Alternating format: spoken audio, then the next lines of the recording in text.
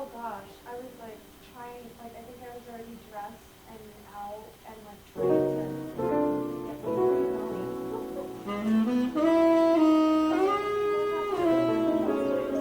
that's a plus, you know, when you go on that trip.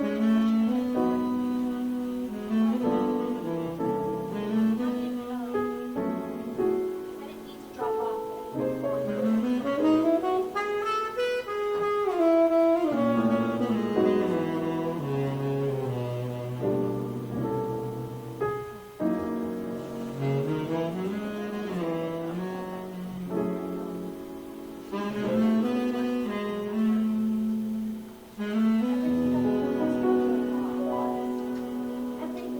everything. I could not catch a break.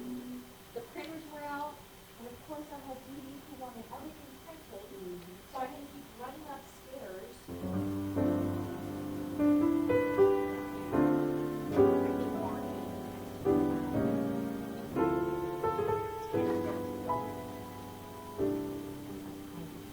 Oh yeah, and today, this Monday could suck. I don't know when you're on break, but I know on Friday, I just couldn't catch a break.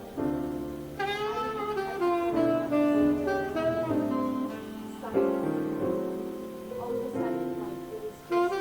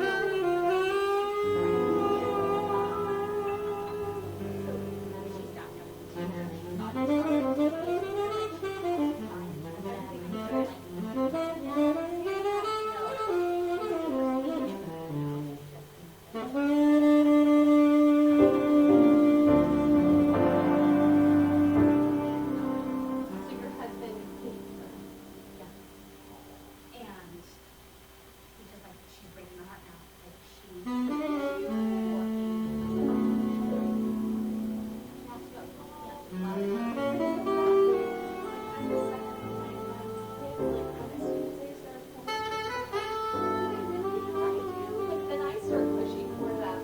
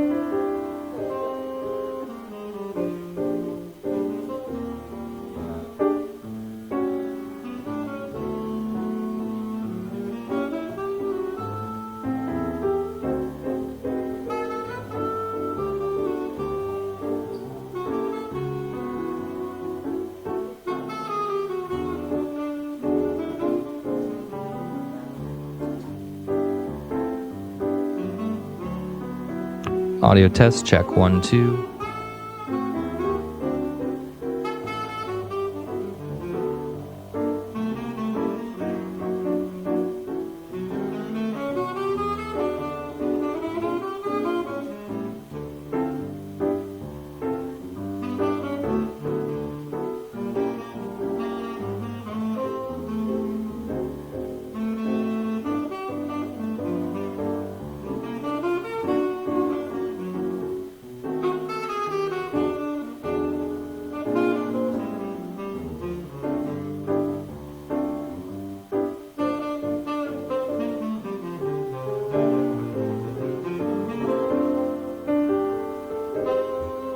Test 1, 2, check 1, 2, 3, 4.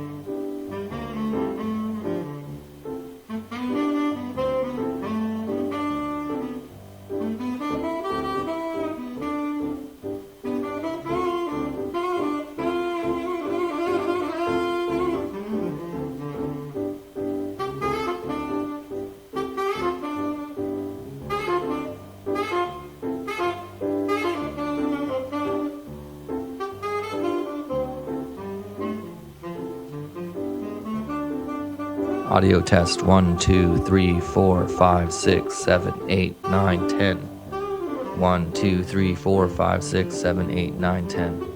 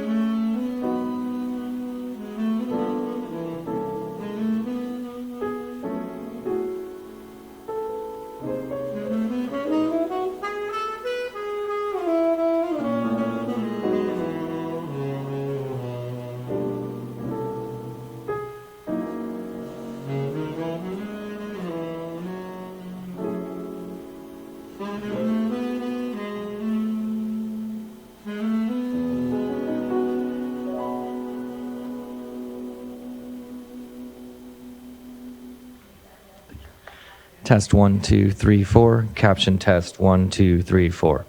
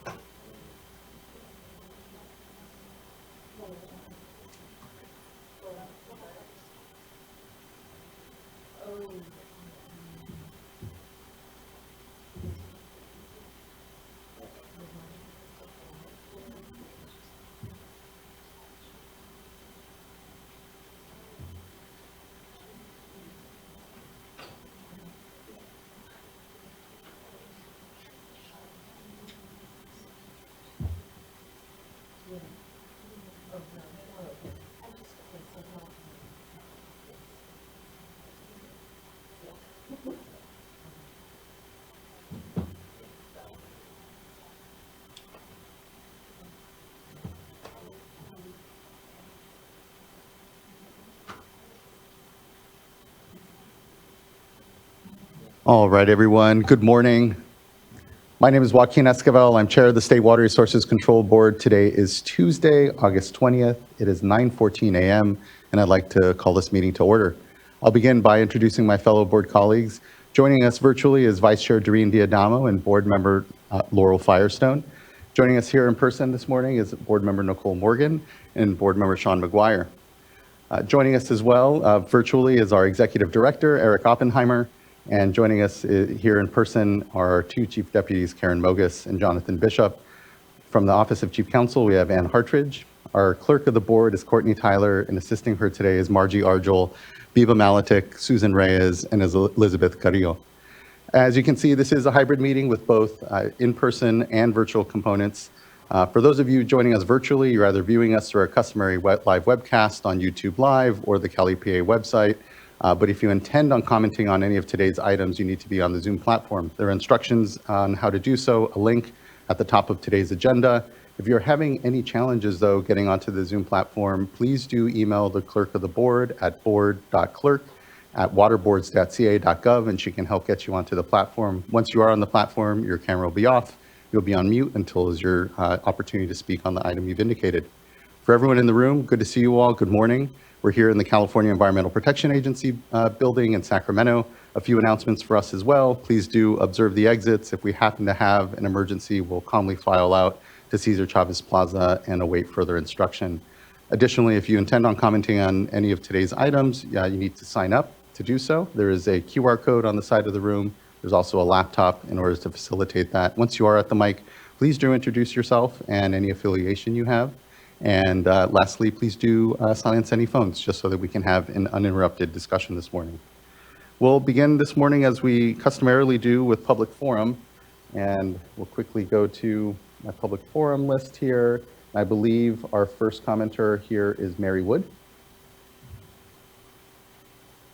Good morning, Ms. Wood. And the mic will be off, so there's a button at the base. You can, once the light's on, you're good to go. Is that okay? Yep.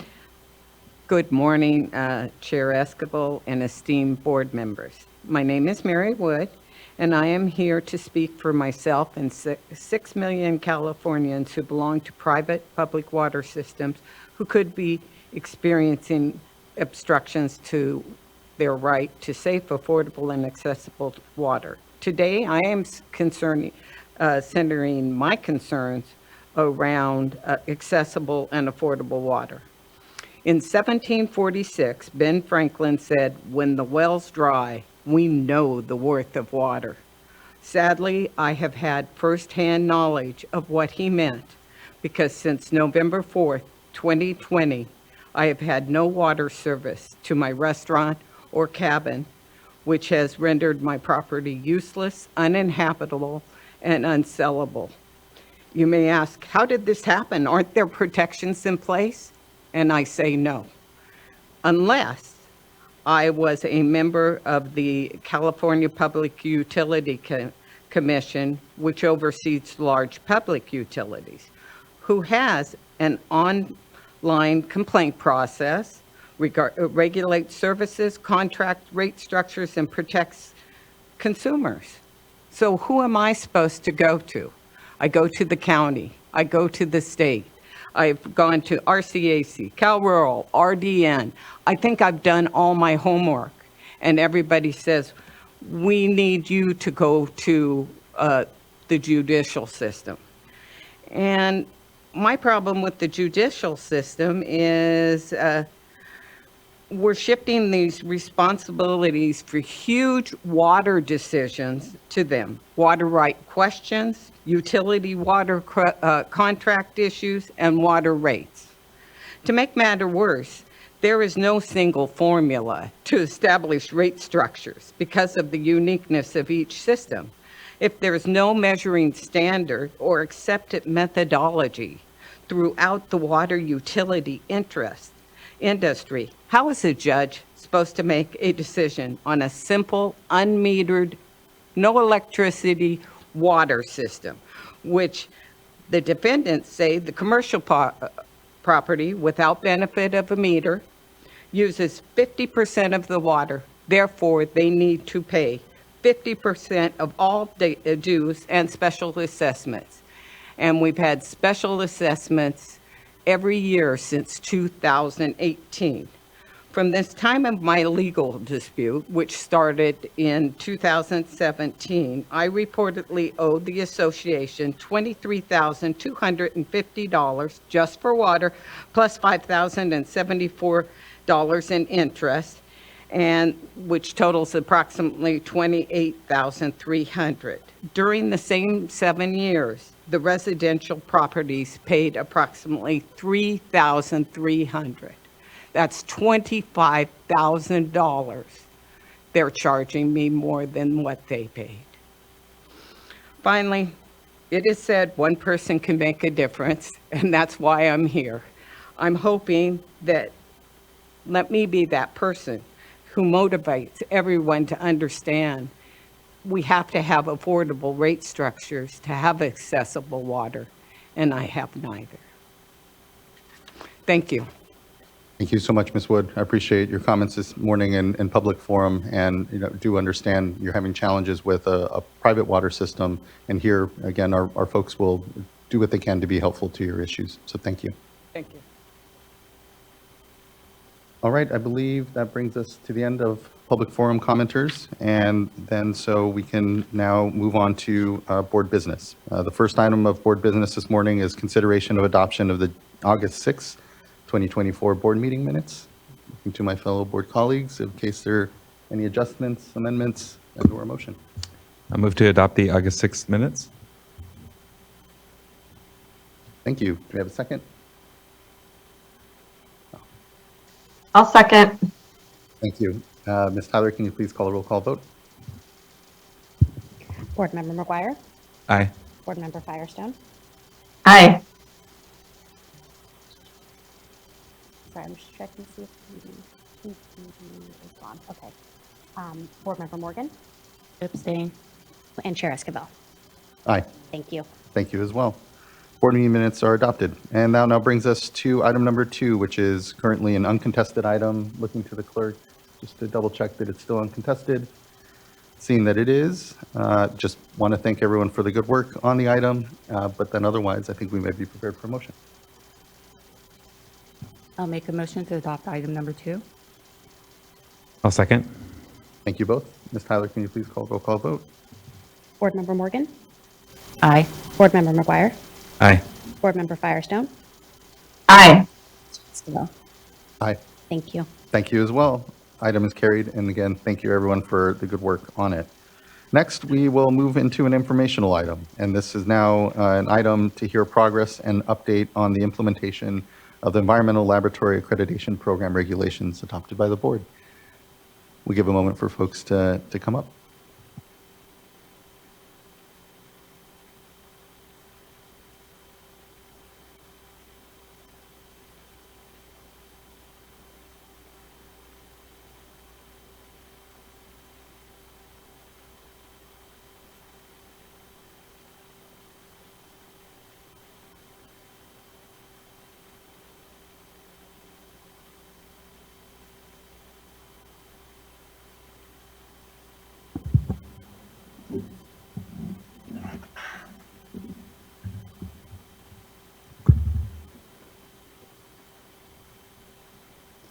Good morning. Good morning. Good morning, board members. So I'm Christine Sotelo, the program manager for California ELAP, and we're really excited to be here to give you a progress report on 3 years after the adoption of the ELAP regulations. We're going to split the presentation between me and Jennifer McLaren, so she's going to tee it off. We think that this is a really good time to have our update. It's been 10 years since the program has moved over from CDPH. The anniversary was July 1st, 2024. So we think this is a good time to tell you about how the program has been what we've been up to for the last 10 years. Take it away, Jennifer. Good morning, I'm Jennifer McLaren. I'm the accreditation officer at ELAP, where my main job function is to provide compliance assistance to laboratories, answer questions, and assist them through the accreditation process. I'm excited to be here presenting before the board for the first time to share the ELAP progress update after 3 years of the new laboratory regulations. Next slide, please. Like Christine mentioned, I'll be starting off the presentation and then she will be finishing the last half. Next slide, please. ELAP is a diverse team of scientists with varying specialties that can offer technical expertise in laboratory and regulatory science. We investigate fraud and inappropriate laboratory practices and are the largest state laboratory accreditation program in the country, with over 500 laboratories that generate data for state regulatory agencies. Next slide, please. Just over 10 years ago, as Christine mentioned, ELAB moved to the State Water Board. The program was plagued by problems at that time. An expert review panel was commissioned to evaluate ELAP, and in order to accomplish the panel's recommendations, we had to do a comprehensive regulatory update. Next slide, please. ELAP produced 3 administrative drafts and worked with ELAP's advisory bodies and stakeholders to create the new regulations that were adopted by the board in 2020 with an effective date of January 1st, 2021, and included a 3-year ease-in to TNI with an effective date of January 1st, 2024. ELAP has committed to providing compliance assistance to laboratories as they transition to the new requirements, as well as providing annual updates to the board along the way. Next slide, please. There are some areas of the regulations that saw more significant changes, including adding detail to old vague regulations, requiring the use of third-party auditors for laboratories that use sophisticated instruments, and incorporating the TNI standard and its quality management requirements in January 1st, 2024. Next slide, please. ELAP has provided extensive compliance assistance to laboratories that began with the Roadmap to Accreditation Initiative, board-sponsored TNI trainings, mentorship, and ELAP's annual laboratory conference. I'll talk about each of these in more detail in the next few slides. Next slide, please. So the Roadmap to Accreditation campaign provided many avenues for laboratories to learn what the new regulations would require. With the introduction of third-party auditors, each of these TPA agencies held webinars to familiarize the laboratory community with their services. ELAP revamped its website to improve the user experience. This also provided an opportunity for us to add an FAQ section, detailed timelines, provide templates, and post infographics to help labs in their journey. ELAP also held one-on-one transition appointments with 150 laboratories to provide individualized guidance on their path to compliance. Next slide, please. The State Water Board contracted with an expert training firm, A2LA Workplace Training, to provide a best in the country free opportunity for our laboratories to help them develop required documentation. We held 20 of these sessions and approximately 30 people joined each event. In addition to the A2LA training that was provided, ELAP staff also attended many of these meetings to answer additional questions. Next slide, please. At these sessions, laboratories were provided with fillable templates, at-a-glance guides of requirements, extensive written instruction on development of materials, and examples to copy from or to adapt to fit their laboratory. The recordings are also posted on ELAP's YouTube page for laboratories to continually reference and will remain there indefinitely. Next slide, please. ELAP hosts an annual conference that is currently in its 4th year. Our team enjoys being creative with the themes each year. Last year, as we approached the January 1st TNI deadline, our theme was Ready to Launch. The conference this year focused on how ELAP and the laboratory community have continued to evolve after the new regulations took effect in 2024. ELAP staff, LTAC members, and laboratory professionals came together to present topics of interest to the laboratory community. This event has been well received by the laboratory, and we routinely see over 300 participants each day of the conference. Next slide, please. This year's ELAP conference was unique in that we were able to hold an in-person extra day at the National Environmental Monitoring Council conference at the beginning of August, where the theme was reliable data for sound decision-making. The conference returned to California this year so that our laboratories could more easily attend. The conference recorded its highest attendance ever, and there were approximately 150 registrants for California Day. Topics included program updates, TPA program details, ELAP enforcement program information, a panel on laboratory assessments, and much more. It was exciting to see California laboratories that are participating in the TNI by sitting on committees, developing the standards, and also attending conferences to be part of the national conversation. And a special thank you to board member Firestone for being a keynote speaker at our first ELAP conference back in 2021, and to Board Member McGuire for giving the keynote address on California Day at the NEMC conference just a few weeks ago. Next slide, please. ELAP previously implemented a mentorship program to pilot TNI in several small remote laboratories. This model was so successful that it was adopted nationally. ELAP senior staff worked with TNI to help them develop their national version. On the right, you can see a list of several of the smaller laboratories that participated in the program. Next slide, please. While nothing is perfect, ELAP has seen the payoff for all of the compliance assistance provided to laboratories. Apologize for the slight typo on the slide. We recognized approximately 140 laboratories, roughly 25% of our laboratory population, that had successfully implemented TNI before the January 1st, 2024 deadline. To celebrate their accomplishment, ELAP sent them honorary certificates and posted their names on our Roadmap to Accreditation webpage. These laboratories have shown that TNI compliance is not only possible, but also that it could be completed in the less than 3-year timeline than the regulations allowed. Next slide, please. And now I will hand it back to Christine. All right, thank you, Jennifer. But before I start, I do want to acknowledge Emily Roberts. She's our attorney from the Office of Chief Counsel. We couldn't do any of the work we do without their guidance. So thanks for being here, Emily. So I'm going to go over what we've observed over the last 3 years, and I'll cover these topics in the next slides. Next slide. So laboratories have been steadily relinquishing their accreditation since the program moved over from CDPH, and we saw a slight uptick in number of labs relinquishing their accreditation when the regulations were adopted in 2020. So we've had a total of 30% of our total population relinquish their accreditation since the program moved over. We anticipated the last event to exert any influence on our population would have been January 1st, 2024, when the regulations became effective. If you all recall, there was a 3-year implementation period from adoption, and we believe that there would potentially be some declining of accreditations. Next slide. This is a graphic of what I just talked about. You can see that even before the regulations were adopted, we were seeing relinquishment of accreditation certificates.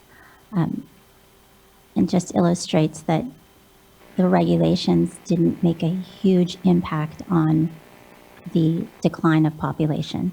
Next slide.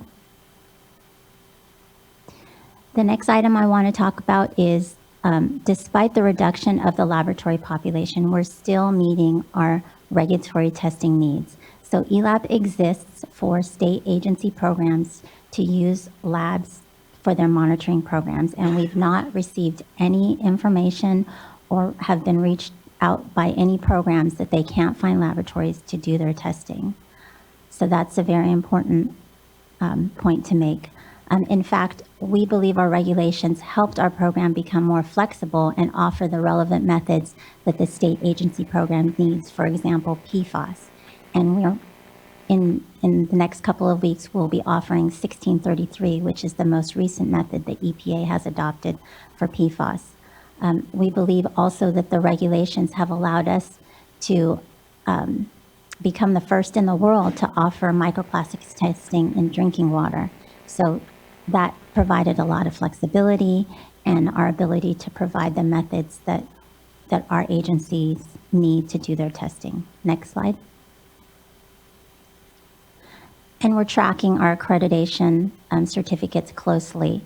We're committed to monitoring laboratories that potentially could be on the fringe of relinquishing their accreditation.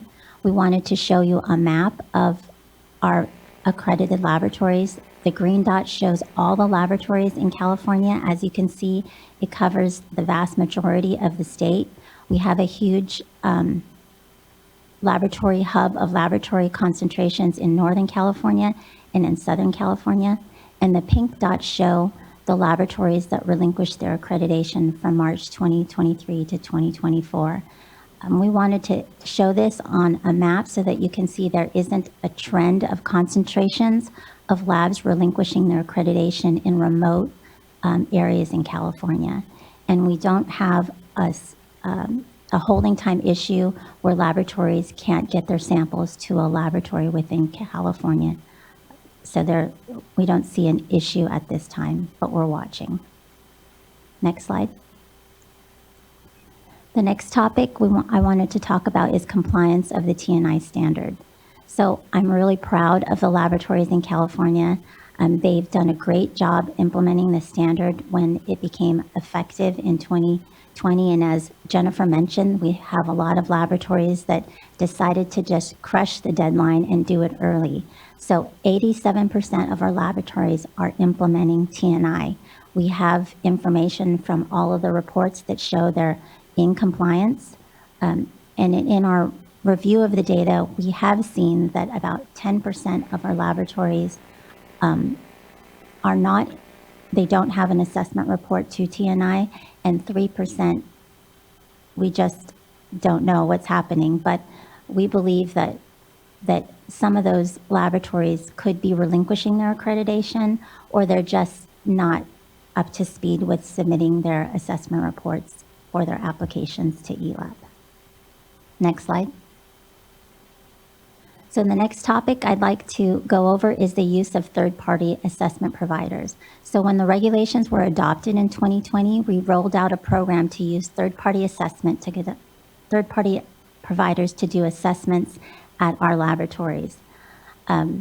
It has been very successful, so successful that a lot of our laboratories are using TPAs. 80% of the laboratories in California are opting to use third-party assessors. If you remember, during the adoption of the regulations, a lot of the stakeholders and laboratories said it would be too difficult to utilize third-party assessors or contract with them, but that's not the case. We have some ideas of why this is happening. We think that because we have 4 third-party assessment providers with a lot of staff, they can move quickly and they have a lot of resources and capacity. They're probably trying to market their services widely. They have competitive costs, and because they have so many assessors, their customer service is probably faster than ELAP assessments. Next slide. So why is higher use of TPA providers important to us right now? Well, the stakeholders have said that if we don't have any more ELAP assessments, that will leave room for more staffing, and you could potentially decrease your staff in ELAP. That's not exactly the case. We wanted to really understand it, so we did a workload analysis of all of our staff, and what we found is that some of our staff are doing a lot of work, but we're still not hitting our critical functions that are required in our state and regulatory laws. So even though we may be having less assessments, that doesn't mean we don't have the work to do. This is also important in fees because assessment predictions are part of our fee setting formula. So the continued downward trend in the use of ELAP assessments creates an instability in the way that the fee setting process works. So this could lead to an potential increase in fees if we don't capture the missing revenue from the ELAP assessments. Next slide. But we're watching and we're making sure that we keep an eye out on these 2 issues. So the laboratory population could continue to slow and decline in response to the cumulative cost of compliance. I want to just mention and remind everyone that we're still the biggest accreditation program in the nation. Our size and scale is like no other, and we tried to compare ourselves to other states, but it's really like apples and oranges. New York has 278 in-state labs, Texas 147, and Florida 206. It's still more than the other states that we could possibly compare us to. They're different size and population. They probably have a different environmental regulatory scheme, but we tried to just compare us, but we're just uncomparable to any other state. We're also watching the TPAs. If they capture the full assessment market, does it make sense for us to shift all of our assessments to them? This would create a more more fee stability in how we evaluate our fee structure, and it could free up resources to do the things that I mentioned earlier that we weren't complying with within our statutes and regulations. Next slide.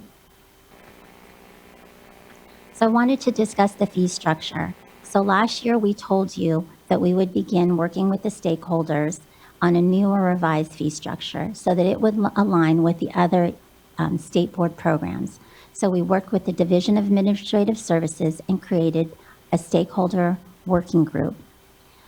If you recall, we initially pursued a volume-based fee model so that labs that were conducting the most regulatory sample work would pay per sample and their share of the work in California. But that idea was strongly opposed by small and big labs, commercial and municipal. Next slide.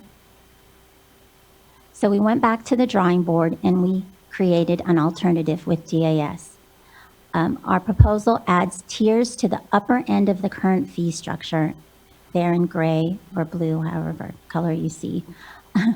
And the practical effects is that the labs with the largest numbers of accreditations pay more. So a majority of our laboratories will not see a fee increase with this proposal. It's not a perfect simulation of volume, but it gets really close. So it's the labs that do the most work and attach to the most FOAs on their certificate and what they pay for. And we'll propose this to you for consideration in September with Division of Administrative Services fee branch. Next slide. And the last topic I want to update you on is something that we haven't talked to you before in the past formally, and I'll cover these topics in the next slides. Next slide, please. So the history of our enforcement program is that it never existed before. While at CDPH, over the 30 years that it resided there, they may have taken enforcement action here and there sporadically, but they didn't have a formal enforcement unit. And the reason why the program moved over from CDPH was triggered by a case that the Office of Enforcement discovered. They discovered that a laboratory could potentially be committing fraud and have inappropriate laboratory practices. So they approached the administration at the time and said, could you please investigate this? Our data is reliant on this and our programs need good data for decision making. And because there wasn't any formal enforcement unit there, they couldn't act on it. And that was really the trigger point to pull ELAP over, because so many state agencies and so many programs within the Water Board rely on it. Interesting enough, our very first case, which was a criminal conviction and a civil penalty, was the case that was referred to CDPH. So the history of enforcement in the lab community is one of uncertainty and fear. They never knew that there could be an enforcement program that could help them, that they were just fearful of any sort of enforcement. So that's kind of the sentiment in the community. So we never really publicized it too much. We worked a little bit under the radar with the Office of Enforcement. Next slide. But I wanted you all to know that our enforcement aligns with the rest of the Water Board's enforcement philosophy. The goal of enforcement is compliance for protection of public health and the environment. And we provide tools and assistance, training, guidance, for example, advisories to other laboratories. But at some point, cooperative approach can't work or doesn't work, and so a more forceful approach of enforcement is required. Next slide. So I wanted to give you a snapshot of the work that we've been doing over the last 10 years.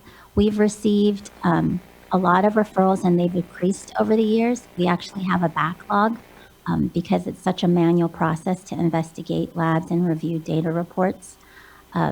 Primarily, our referrals come from state agency programs, and the majority come from the Division of Drinking Water. Maybe because we're within the division, and we've just educated DDW a lot over the years, so they know that we're there at the ready to help them. Next slide. And the impacts, we think, are pretty good. We've got over 300 referrals over the last 10 years. We've issued NOVs, we've revoked accreditations, we've suspended laboratories, we've taken low-level staff enforcement action with the staff letters, and we have citations totaling over $428,000. And we think that the impacts are great because it provides compliance assistance to laboratories through our enforcement advisories. Enforcement is a deterrence to laboratories. They don't want to do, or they don't want what happened to that lab to happen to them. And it levels the playing field for good actors. So one lab, it doesn't have an advantage over the other because, like an economic advantage, because they spend money on compliance and the other lab doesn't. We think that it's better confidence in the data and for protection of public health and the environment. Next slide. And just like everything else in ELAP, we're always looking to the future and to continuously improve. We really want to pursue some sort of technological solution like software to review data electronically to identify red flags. We do everything manually, and as you can imagine, reviewing hundreds of data reports is a very time-intensive task. And so there is software out there to review data and identify red flags so we can focus in on the reports and the laboratories that need the most attention. We also want to further educate the board and our agency partners on how to review data. They're the eyes and the ears, and we can't look at every data report from every single program within all of the state agencies that use ELAP. So the more that we can educate other board programs, we can take action on labs that are not complying. If you remember, I mentioned DDW was the highest referral rate. We want to see a higher level of referrals from other regional boards and other state agency programs. And then the last thing is we want to align ourselves with other state regulations and statute. For example, the underground storage tank statute allows for a reimbursement of enforcement activities, as well as the Division of Drinking Water does as well. And we think that that would be good so that the good laboratories don't have to pay for the resources that go to the bad actors in the community. Next slide. And that's it. Thank you so much for having us present, and we're happy to take any questions. Huge thanks to you, Ms. Otello, Ms. McLaren, and Ms. Roberts, and the team behind all of this work. It'll be 8 years here nearly that I've been on the state board, and recall, very much the early discussions and the tension, frankly, with the lab community around the transition to TNI. But I think what we can all agree was that it was needed work, and just really appreciate the way you've approached implementation, where there has been a tremendous amount of support to labs, especially small labs, but really better developing a community within the laboratory, labs within the state, importantly for just the culture and the importance of ultimately the data that the labs are developing for ourselves as decision makers. So just really appreciate that support, and also just an eye toward capacity. I think there is a lot of concern from the dais and from others that we would really see in this transition an inability to be able to meet regulatory requirements and permit requirements, and see a thinning of labs to a point where there was some concern. And because of your continued good oversight of the process, feel confident that we're still able to meet the demands of the state, even as there's been some pruning, if you will, and I think rightfully, likely so, if folks aren't able to meet TNI standards. And so just want to express my thanks. I know we're here continuing to improve on the program, open to the lab community's feedback as we do so, but definitely see these last years as very much a success. And again, because of really the spirit of compliance assistance that has been part of this, and to your point though as well, enforcement, ensuring that there is a continuum between support to the labs and ultimately a level playing field all amongst them. So just hats off across all the work. Looking to see, and I don't think I have any straight up questions at this point, but looking to see from fellow board members any comments or questions And if not, we also have a few commenters that we can begin to go to. Let's go ahead and call up our first commenter. I believe our first commenter here will be Sushmitha Reddy. And we have, and I don't know if he's yet on the platform, but next speaking after that, Adam Wachtel, be followed then by Spencer Sachs. Good morning, Chair Esquivel. I'll choose not to speak today. Thank you. Okay, thank you very much. Next, I believe we can go to Spencer Sachs, be followed by Debbie Mackey.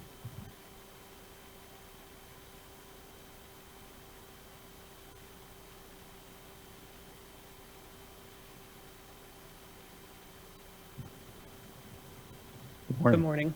Good morning, Chair and members. Spencer Sachs on behalf of CASA, the California Association of Sanitation Agencies.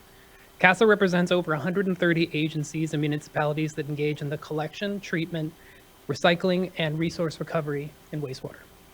We appreciate the opportunity to comment on this item, and we thank staff for the update.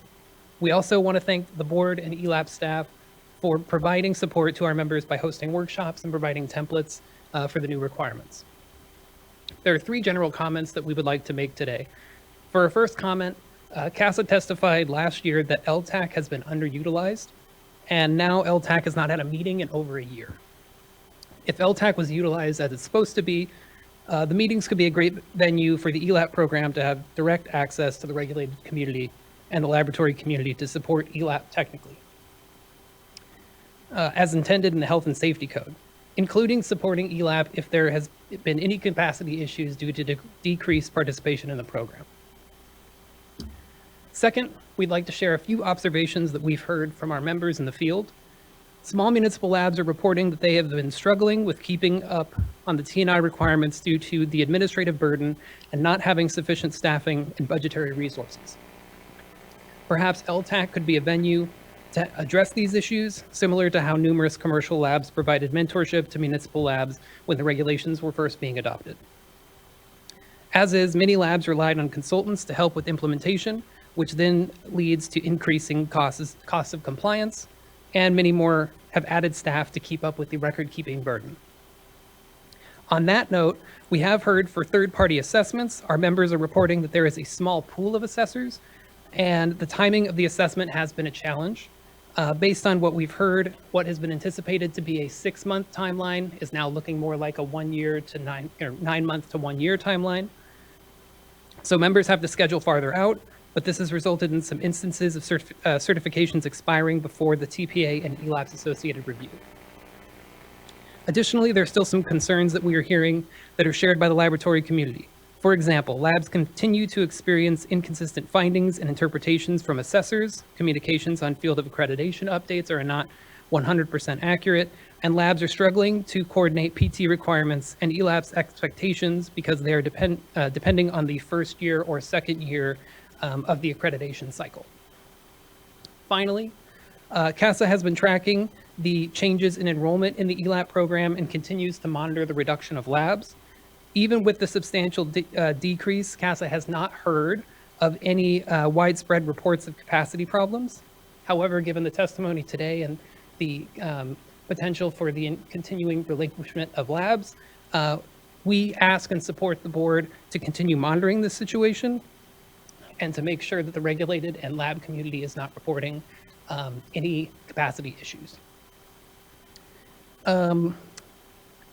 Towards that end, with all the changes over the last several years, we are appreciative to the board and to ELAP staff for how they have addressed the program's funding. We understand the need to restructure how funding is sourced, and we're very appreciative of the ongoing discussions over the last year with the laboratory community and ELAP staff, and we wanted to share our appreciation for how they have managed these discussions to identify a consensus recommendation. With that, we greatly appreciate the opportunity to provide comments. We want to thank staff for their great work over the last year, and we look forward to continuing to work on this issue in the next year to come. Thank you. Thank you. I appreciate those good comments and continued engagement, Mr. Sachs. Ms. Otello, just on the LTAC, just wondering if there's any update on kind of how we're viewing that group and how often it should be meeting. Thank you for that comment, Spencer.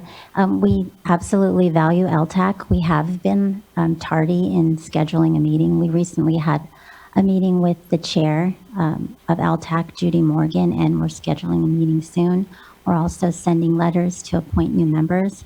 So it's really a lot of work and that we have that has kind of pushed the meeting of LTAC, but it will happen soon.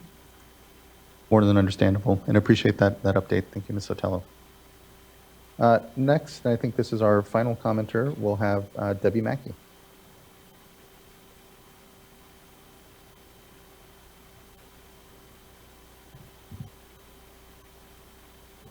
Morning, Chair Escobar, board members. My name is Debbie Mackey. I'm the Executive Officer of the Central Valley Clean Water Association. And I appreciate the opportunity to talk a little bit today and like Spencer Sachs did just a minute, give some perspective from the laboratory community of you know, kind of where we hope to see some things go and where and what we're seeing. So we just as perspective is we did see a decline and intention as these regulations were being developed and as they were being considered even before then, of laboratories deciding that this was too much. And as you know, in the Central Valley, we have a lot of small facilities, small laboratories, small public laboratories, and we did lose a considerable number of them. We are still a little concerned and really want to watch carefully that capacity issue, especially as we're talking about some of the challenges that are being faced. And I really want to say with the ELAP staff, really appreciate their last conference was excellent. They really tackled some great areas. I know that we're really trying to work together and try to find different solutions. So I really appreciate that. I really appreciate that aspect of it. What some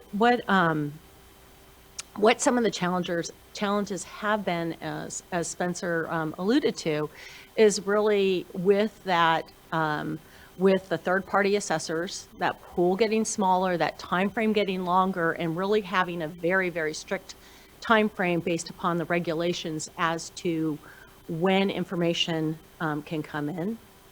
And when you have to have things done, and having that in such a way that you're not going to be penalized because you're late with an application and other areas. So that's an area where I think ELAP even recognized that we hope to see some improvement. We do see the same thing as different interpretations, so getting a little bit more consistency in different assessments would be good. We also sometimes see problems with the PT samples or the samples that compare whether what you're measuring in the lab is what you should be measuring. And it's more of a bookkeeping, how, you know, what numbers need to be used, and it really throws big kinks into accreditation and the ability of our labs to be able to do their job and to continue to be accredited, and not to have to very quickly turn and go to a private lab because now I'm not going to have a compliant lab. So it is a big concern and issue. The second issue I did want to touch again is on LTAC. It has been a year based upon LTAC's rules. We're supposed to be 3 times a year. Last year was the same problem. Actually, the chair is probably termed out based upon their standing rules. So it really is an organization that needs to be put back in there and uplifted. And we think that some of these issues that were alluded to today about improvements, those are some great things where that discussion can happen with technical experts and stakeholders. And then lastly, just want to bring up, a lot of the reason we got here was because EPA did an audit of ELAP, and there was work to be done there, and I'd love to hear more about what's happening and how ELAP's complying with its own assessment, like who's assessing them, what they're finding, and then increase the transparency so our lab community can really understand, especially as they see fees increasing and the amounts of increased fees that they have seen. I think Spencer told you a lot about the cost. The cost of The fees has been huge, but the cost of just implementing T&I and getting extra personnel, doing a lot of that work and doing the continuous work and paperwork that's required, and records keeping that's required is super significant, especially as you get to those smaller labs. So again, I really appreciate the presentation this morning. I hope that it will be posted because it's not really good resolution up here, but, and I'd like to see what's going on. But I really hope that we can strengthen and continue to strengthen the interaction between the laboratory community and ELAP as we go forward. So thank you. Thank you, Ms. Mackey. I appreciate those comments and agree that look to continue to strengthen the relationship and the discussion. And we will make sure that the slides are posted so folks can have those. And eventually we're supposed to get new screens behind us. So we'll see. Thank you. Really appreciate those comments. And again, just appreciate the engagement with the lab community. We have come a long way. You know, the program, I know there was a lot of concern, just given how fundamental the work that our labs do for all the regulatory decisions and all the compliance checking that happens, not having a strong lab community, having questions and doubts, puts into question all of the work that we're doing here. So I appreciate everyone's patience as we've moved along and tried to do our best with balancing what are just international standards here and requirements that we feel are important to meet, and obviously then the real focus on implementation and needing to understand that we're trying to help support smaller labs here amongst then obviously the more capacity larger ones and have that right fit. So just really appreciate those comments and continued engagement. Looking to fellow board colleagues if there's any questions or comments further on ELAP.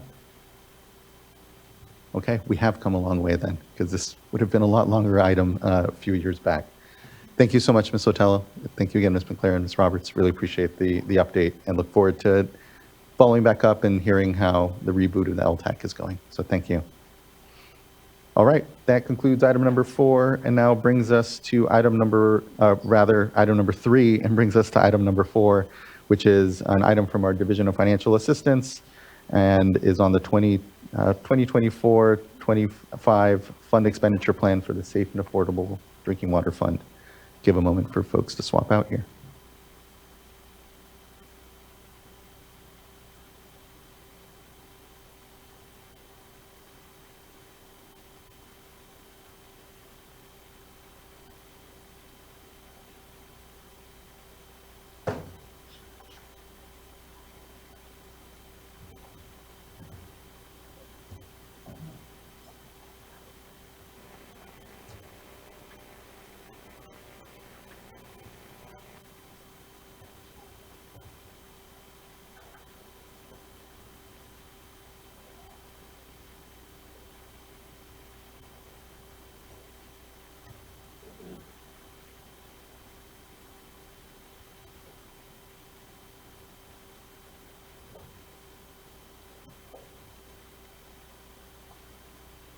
Good morning. Good to see you. Good morning, Chair Esquivel, members of the board. My name is Jasmine Oaxaca. I'm an acting Assistant Deputy Director of our Office of Sustainable Water Solutions in the Division of Financial Assistance. And to my left is our Deputy Director, Joe Karkowski, and also Lauren Marshall from the Office of Chief Counsel. Today, we're asking the board to consider adoption of the fiscal year 2024-25 fund expenditure plan for the Safe and Affordable Drinking Water Fund. And again, I just wanted to acknowledge staff's tremendous work on this program the last 5 years. I think this is our perhaps 5th fund expenditure plan we're bringing to you today. Next, please.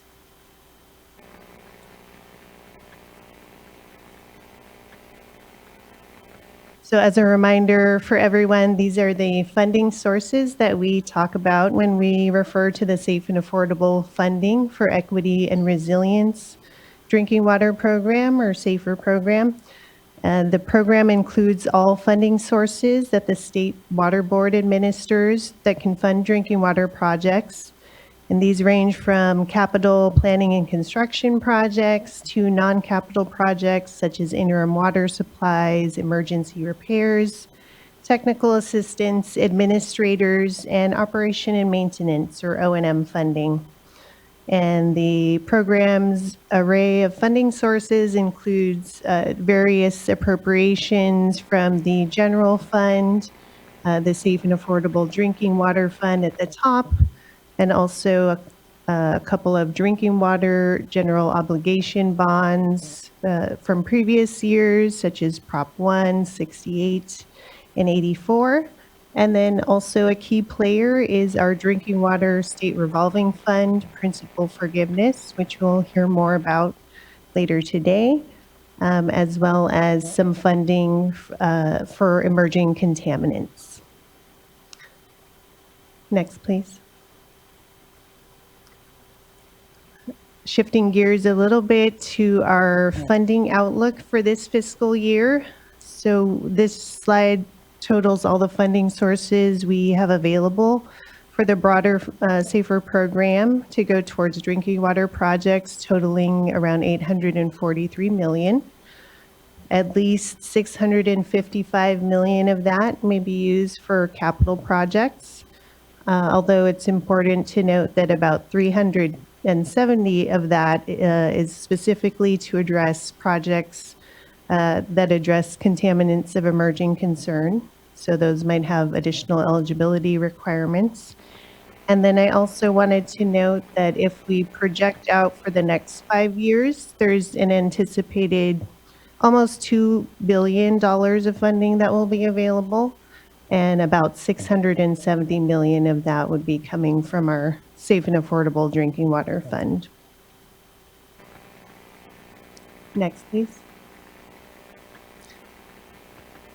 So at the board workshop last month, we talked about a few refined SAFER program goals as we head into the last 5 years of the original 10-year appropriation of the $130 million.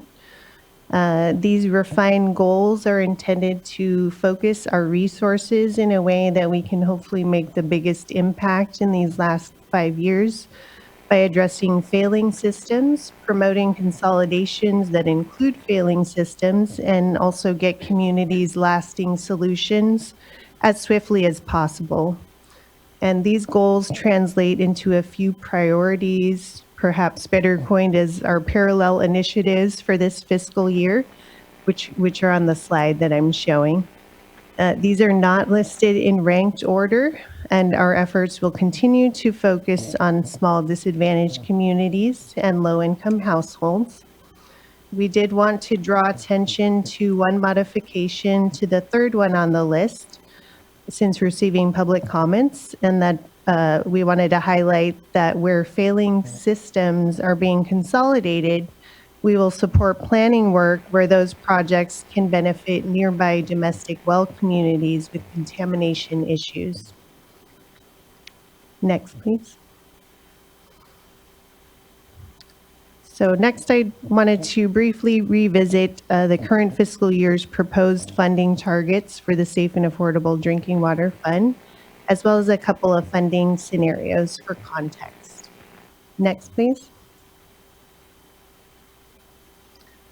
For our proposed funding targets for this year's appropriation of $130 million, compared to the draft that was posted for public comment, we did shift about $10 million that was previously in the construction bucket for state smalls and domestic wells to the technical assistance category for a total of $20 million there. And this is to help increase capacity for planning efforts that would include consolidations of domestic well communities with potential contamination issues with nearby public water systems, as I mentioned earlier. Next, please. So this slide is not included in the fund expenditure plan and is being presented purely for context and comparison purposes. These are two scenarios here that we're looking at. showing a couple different ways to slice the pie when we look at a timeline of 5 years and consider the total of about 1.4 billion anticipated. So this would include 670 million from the Safe and Affordable Drinking Water Fund, and that is our most flexible funding source, which we can use for most of our, if not all, the funding solutions that we use for projects. And then another 540 million is from the Drinking Water State Revolving Fund principal forgiveness. This can be used for planning and construction. And then here in these scenarios, we're assuming only 200 million from the emerging contaminants funding would go towards small communities, just for illustrative purposes. And this would also be for construction projects addressing contaminants like 1,2,3 TCP, 1,4-dioxane, manganese, or PFAS. And so the two bar charts are showing a percentage of anticipated funding with the different colors representing the different solution types. Scenario 1 assumes that the construction funding would be for public water systems that would include projects to address small systems with costs under 200,000 per connection and schools, and possibly 5 consolidations that would include domestic well communities, as well as ongoing well replacement program funding. This scenario would also allow for some funding to continue to go towards technical assistance, where we are starting to do a lot of our planning work, and also to continue our regional interim assistance programs that are already in place. This scenario, however, would have minimal funding left for administrators or direct O&M funding. And then moving on to scenario 2, this one assumes that we would be funding construction projects for all small failing systems and schools. However, we wouldn't be funding any of our domestic well community consolidations in that scenario, nor would there be much for continuing those well replacement programs. And then this scenario would continue to provide technical assistance like the other one, but then would have minimal funding for interim water supplies or emergency repair projects. And then this scenario doesn't have any funding for administrators and direct O&M funding.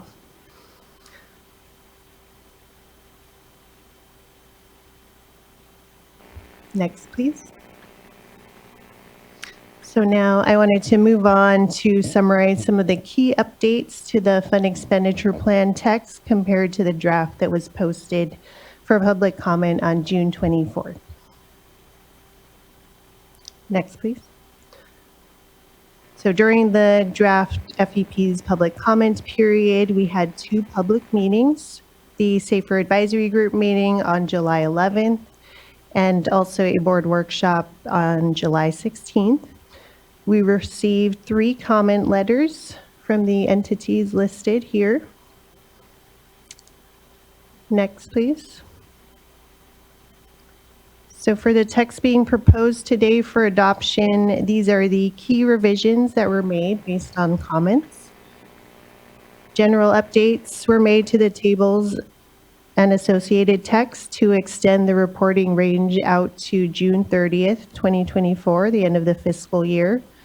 And as mentioned a few slides ago, we updated one of our fiscal year priorities to state the inclusion of planning for consolidations of domestic well communities with contamination issues. And also noting here the shift of 10 million from construction to technical assistance in anticipation of additional planning needs and feasibility studies for those domestic well communities. Next, please. We added a new subsection to discuss high-level progress of the post-2019 failing systems. The draft had previously only included information on systems that were on the failing list as of July 1st, 2019, or what we're calling the 2019 failing list. And then in the racial equity and environmental justice metrics section, we made a few modifications based on feedback from our equity consultant. And the map showing the geographic distribution of committed funding was also updated, and I will show that in a few slides. Next, please. This slide shows a couple of other key comments that did not end up as revisions to the text, but are posted in our response to comments table on our website.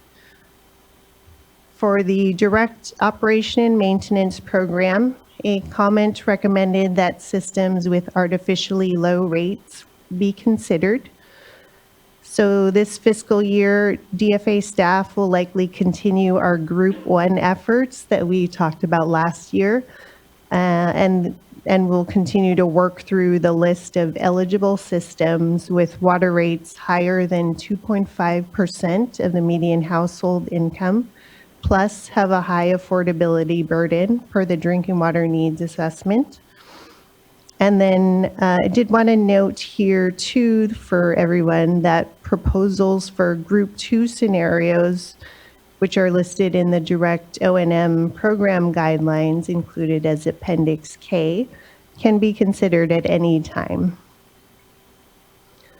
For the Expedited Drinking Water Grant Program, or EDWG, a comment inquired about future rounds of funding.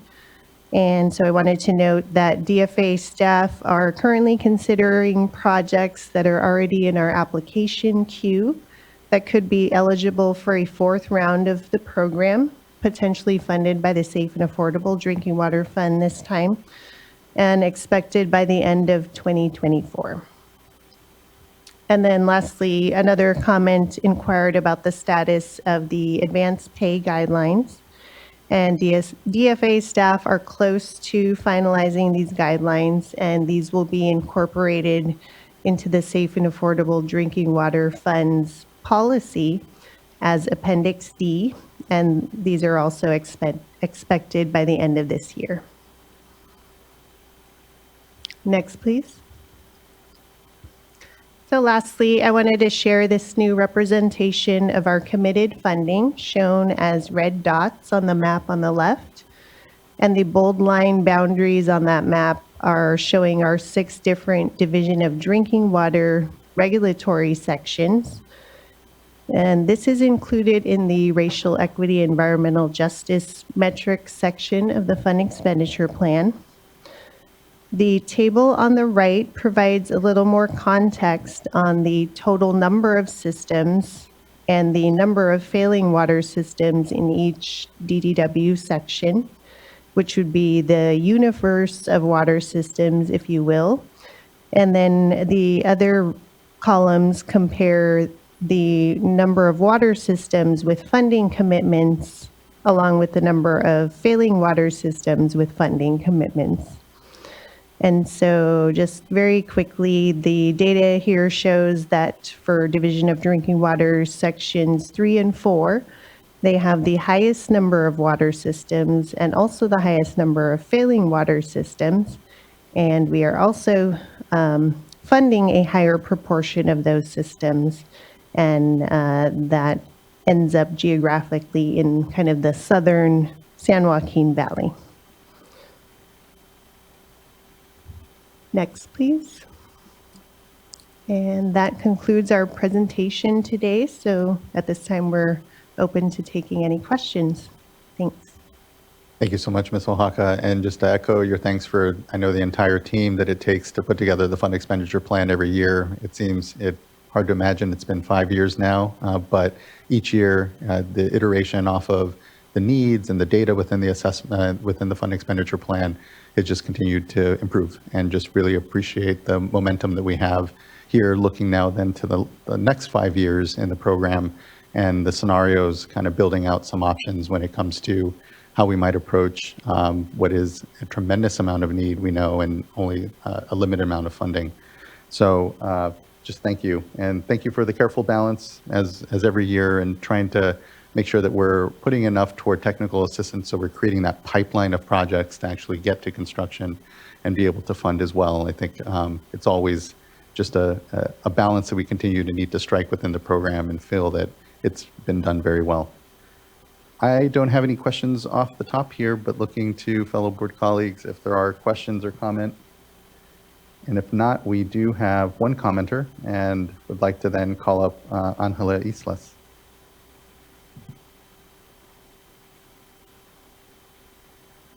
Hi, good morning, Chair Esquivel, all board members. Angela Islas here with Central California Environmental Justice Network. So definitely we want to just give a huge shout out to the staff that worked really heavily on putting together this year's funding expenditure plan under SAFER. And I have been participating in a lot of the SAFER Advisory Group meetings, and also want to give a shout out to all of the advisory group members as well who had provided their input. And I do know that there is still a lot to consider around domestic well mitigation.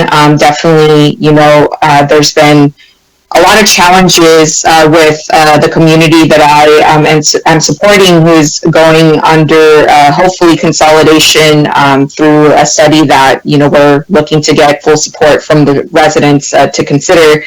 But I know for their kind of circumstances, being all domestic wells, services that do tend to get very challenging, and a lot of those residents, when they're approached about solutions to how they're going to, in the long term, receive water, I think that that's something that, I would hope that with this year's funding expenditure plan that there is consideration looking into how we can still continue to expand services for residents that, are struggling to really figure out what long-term really means for their wells. In this case, for this community, they are considering consolidation, which is awesome.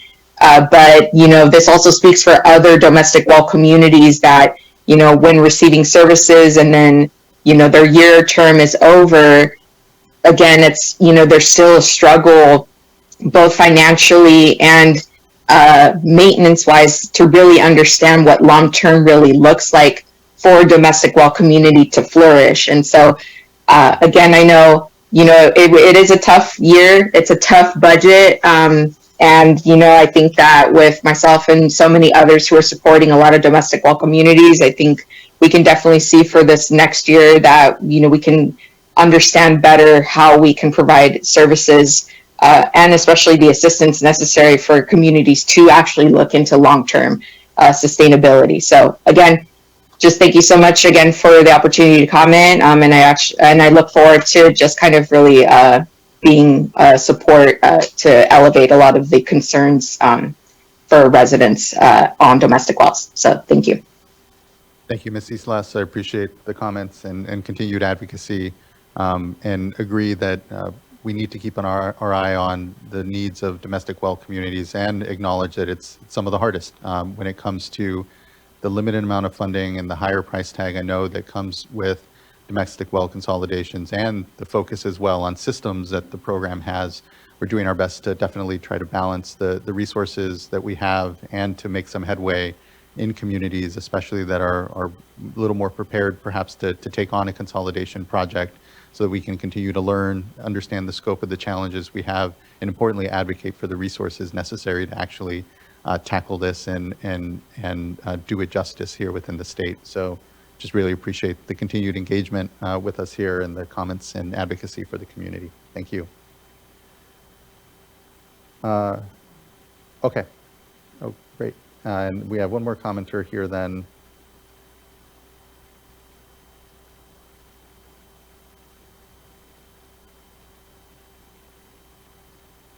Is it Eric Oriana? Okay, yeah, by all means, come up, Mr. Oriana.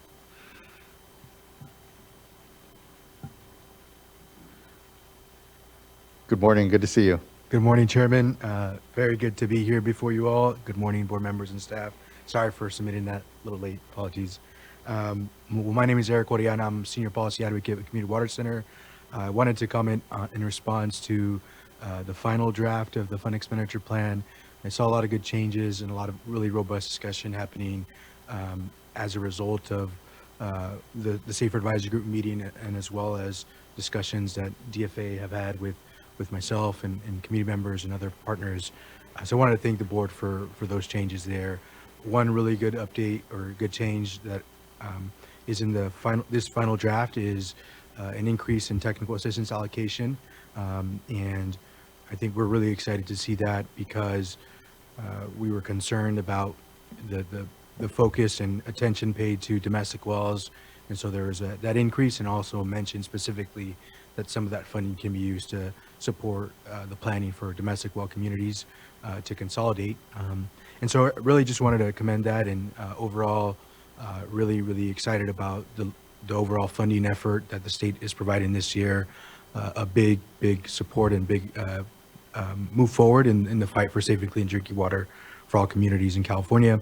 I did want to still update the point about domestic wells, and I was looking at the domestic well strategy for the past few years for the fund expenditure plan, and despite the numbers that we've seen in a needs assessment of about 140,000 domestic wells at high risk, the strategy has been ultimately the same, to look at the data, work with counties to get more data around domestic wells, and then solutions for them has been primarily intermediate solutions or interim solutions. And one, I want to commend the board for stepping up in this space that really, historically the board hasn't stepped into, but there still is a big need to support long-term solutions for domestic well communities. And there's a lot of nuance around who's available, who's responsible, but there isn't nuance in the language of SB 200 that the board should be consolidating domestic well communities. And so that was one of the first and one of the main priorities that the SAFER program was directed to do. And unfortunately, I don't see that continue to be a priority. And so I would really love to see goals set out for consolidating domestic well communities, and a goal for how to interact with the rest of the responsible parties. There was discussion around work through the DRIP collaborative, but I would really love to see the State Water Board take more of a leadership role in this position because of how poised the State Water Board is to really help and support and move that conversation forward. So I understand that is probably the big question to do before we you all adopt the plan today. But if you all could direct staff to start on those conversations in this year and in the coming months, that would, I think, really help us be ready for hopefully not the sunsetting, but the time when we discuss the extension of the SAFER program. So thank you for your time, and thanks for the opportunity. Thank you for those comments and continued engagement, and agree. I think we have an opportunity here over the course of the next year to further sharpen our pencils around domestic wells, and think the DRIP collaborative is a good place to continue to push and commit myself to making sure that we advance the discussion here with all of our many partners that are part of this challenge that we have before us here. So thank you, Mr. Oriana. Appreciate that. Okay, I believe that brings us to the end of our commenters. Looking to fellow board colleagues if they have any further question or comment. Board Member Firestone, please.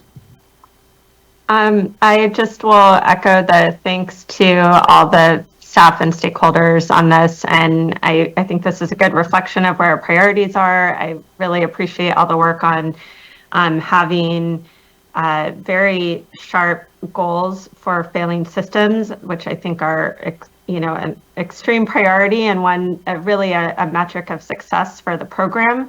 And I look forward to seeing us achieving those and accelerating solutions over the next couple of years in particular. And I certainly am committed to, and I know staff are as well, continuing to, as you said, Chair Esquivel, continuing to work on developing more refined, explicit and refined goals on domestic wells, and frankly, I think on ultimately also on at-risk systems as well.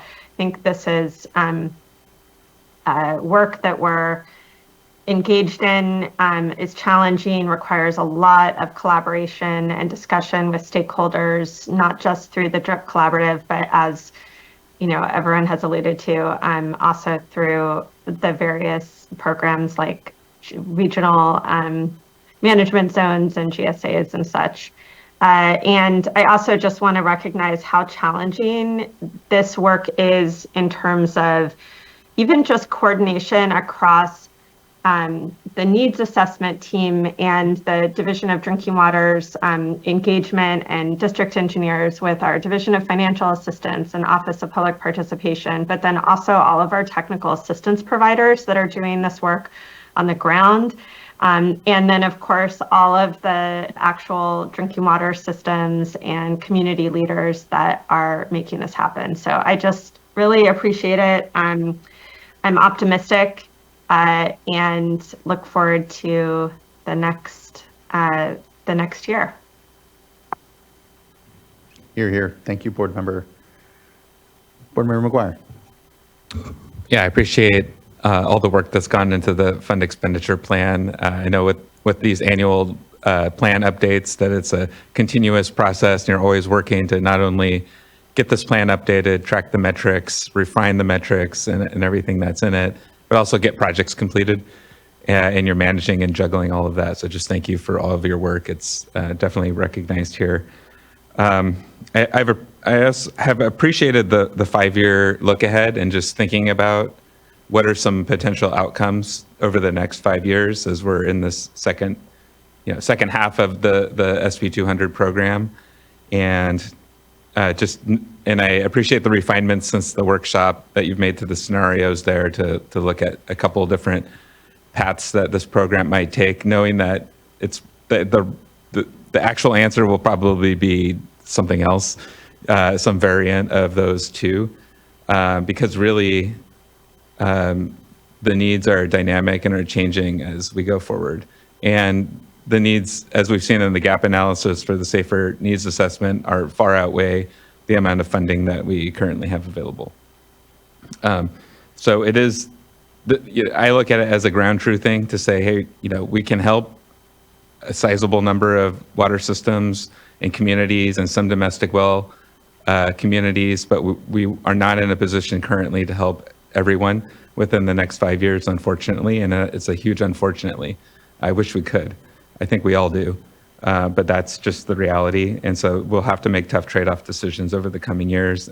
And I think it's really important to have this annual check-in and refinement and course corrections where it makes sense.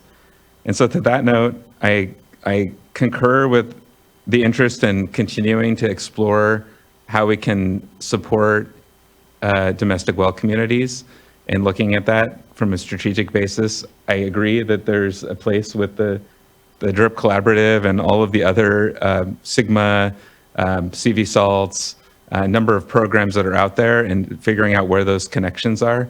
But I also think that the Water Board has a huge responsibility when it comes to drinking water quality issues in general, that is a role that's not replicated elsewhere. I think this is our space to contribute with strategic thinking and understanding of where we're able to support and where we're not, just being transparent and forthcoming about that. So I look forward to the next year here and having more discussions on this and better refining the work that we can do and how we can support other programs that are ongoing, other discussions, and also figuring out a little bit better what our role is in all this. But otherwise, I appreciate the work. Thank you. Thank you, Board Member Morgan. I'll just echo the thank you for all the work and the presentations today. Really do appreciate just taking a look at the overall program, and as Board Member McGuire said, the 5-year look ahead. In addition, the map was very helpful for me in slide 13, and just looking at the distribution of the funding throughout the state within the DDW sections, and the number of failing systems and those that have agreements. That is always helpful just to see kind of where the funding is, how we're moving forward, and looking ahead, because you just look at the number of, one, the systems, but then the amount of funding and agreements that you guys are working on. It's always just amazing, it's not just a couple of agreements that are out there. There's hundreds of them. And just to see that, it's really beneficial, and it's really helpful just to see the distribution throughout the state and how much work you guys are, accomplishing for the program. And so, I really don't have much to add here on this. I agree, just taking a look and just seeing, our limited amount of funding.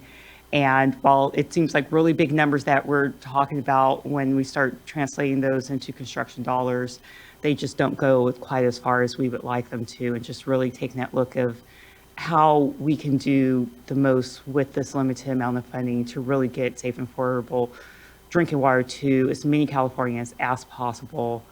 Really making that a goal and keeping that as, our sights on that and moving things forward. So I appreciate just this conversation of continuing to look forward and having this space to examine that and really, look at I can't remember how Ms. Huaca said it, but just, these co-equal goals, the priorities of just taking a look at them all together and examining, okay, this is what we're trying to accomplish, and how do we get there with the funding that we have, with the systems that, we're looking at, making sure that we get them back into compliance and assisting everyone, throughout the state. So just, again, thank you for taking that step back and walking us through it, and then also taking the look forward of,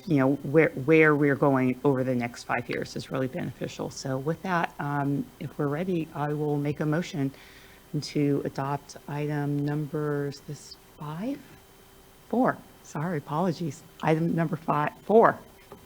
I keep trying to jump ahead. Thank you, board member. Do we have a second? I'll second. Many thanks. Ms. Tyler, can you please call a roll call vote? Board Member Morgan? Aye. Board Member McGuire? Aye. Board Member Firestone? Aye. And Chair Esquivel? Aye. Thank you. Thank you as well. Item carries, and this year's 5th fund expenditure plan is adopted. So thank you all again for the great work on this. That concludes item number 4. Before we get to item number 5, we do have a commenter from item number 3 that wasn't on the platform and able to provide comment, and would like to go to them now in between these two items. So I'd like to call up Adam Wachtel, I believe joining us virtually here.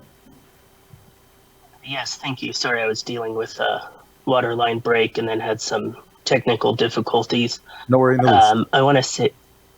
I want to say that, again, thank you. I also work at a laboratory that's a small family-run business. This week, our director has decided not to renew our ELAP accreditation. This is causing dozens of public water systems and small water systems, state small water systems, to be stranded about an additional hour drive from the nearest accredited laboratory. When I started working at this laboratory, I, did my best to help us, get up to speed. I tried to reach out to water board staff. Water boards was completely uncommunicative, unhelpful, not competent, and it was extremely disappointing. There was no integrity whatsoever or honesty. There's different answers from all different directions. I found it very disappointing. Meanwhile, I've witnessed a lot of incorrect information from drinking water, Division of Drinking Water staff. So I find it very disappointing. I've been trying to reach out unsuccessfully to get a number of issues corrected. So I would like to see a better level of communication from water board staff, a better level of integrity. I'm going to be spending most of the day today explaining to all those public water systems why, they have to drive at least an hour now to deliver samples because of this. So thank you. Thank you, Mr. Wachtel. I appreciate those comments and honest feedback from your experience here. And as we had kind of said on the item, we definitely are wanting to remain mindful and ensure that if labs are moving out of their accreditation, that there isn't a hole left and a challenge to smaller labs. So we'll definitely, in tandem, also make sure we're staying on top of that. And ensuring that there's a place for those systems to go. But I truly appreciate your comments here, your feedback, and appreciate your work here. Thank you, Mr. Wachtel. Okay, we'll now then transition to item number 5, where we'll again hear from the Division of Financial Assistance, but now on the 2024-25 Drinking Water State Revolving Fund Intended Use Plan. And as folks are gathering up here on the panel, just want to appreciate the bringing together of the fund expenditure plan and the intended use plan on the drinking water side. I think that it definitely helps us have a more in one place discussion, if you will, around these 2 critical funding pots that we use to ensure safe drinking water within the state. So just a quick note on that.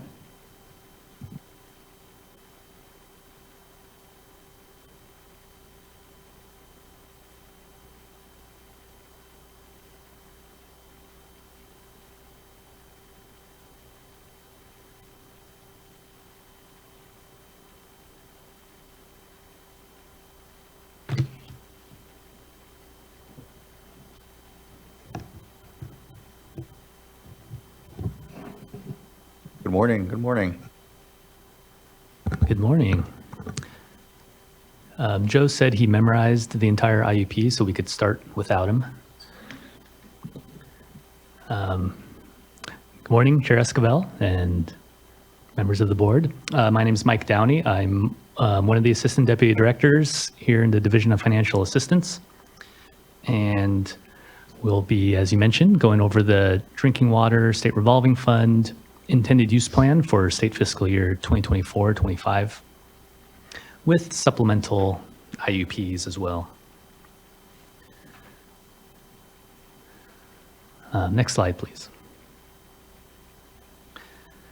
So this whole presentation today will focus on public comments and any relatively minor changes to the IUP that we made between the draft being posted.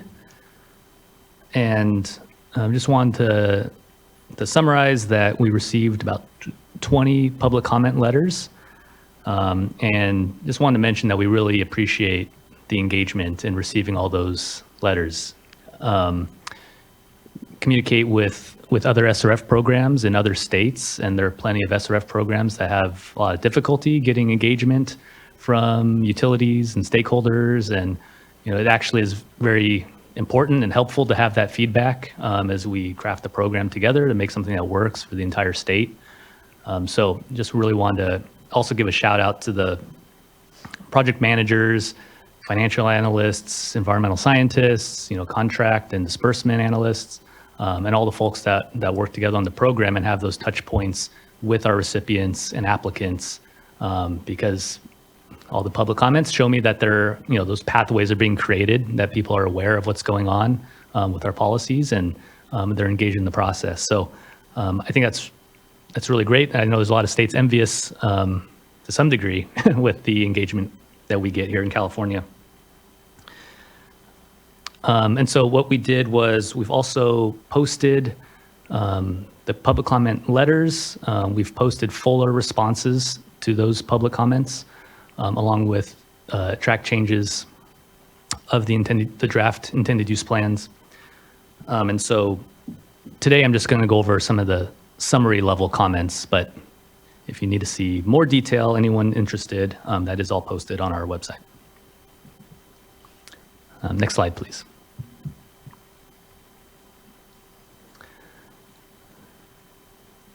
So we were before you, board members, back in July 16th, where we had our public workshop.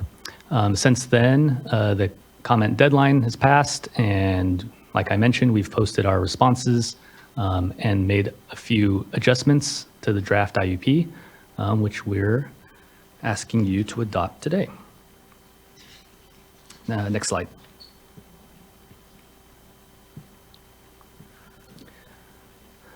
So I just want to give a brief overview of the projects that are on our fundable list this year, concentrating here on the base program. So this doesn't include emerging contaminants and lead service line projects, which are still, I would say in the early stages of the program. So we're just including every application on the fundable list for those two programs. But for the base program, we've limited it to the priorities for this year. If you can go to the next slide, please. So for loan projects, there's 25 projects on the fundable list, and just kind of wanted to give an overview by region, similar to how Jasmine and the fund expenditure plan was divvying it up. And I know you can't read all that, but it's nice to see that every region is represented, and there seems to be good representation across the state. Next slide. So similarly for small communities, and this is where we're focusing on grant and principal forgiveness, 50 projects on the fundable list. And again, some pretty good representation across the state, just grouped by region. And if anyone wants more information on that later that you can actually read, please reach out to me.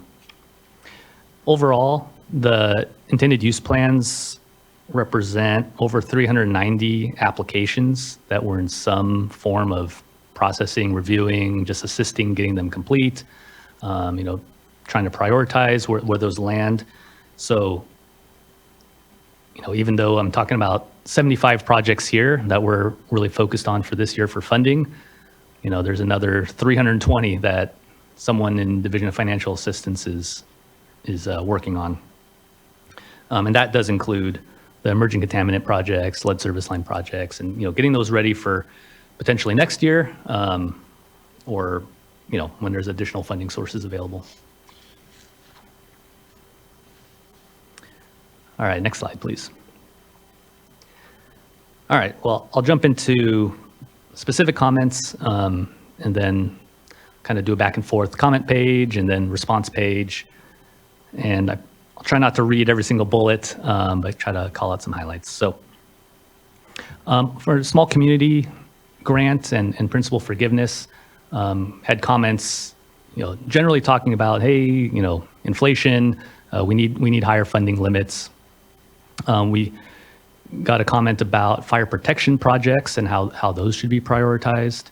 Some comments around the memorandum of understanding between California Public Utilities Commission and State Water Board for how CPUC regulated utilities interact with our funding programs, and those are investor-owned utilities. And some comments about charging a fee in lieu of interest to increase grants in the future. So next slide, please. So just a quick response. Fire protection as the main project is not an eligible project under drinking water SRF. It's really focused on water quality and compliance. So unfortunately, that's not, regardless of which category we would put it in, those are not eligible.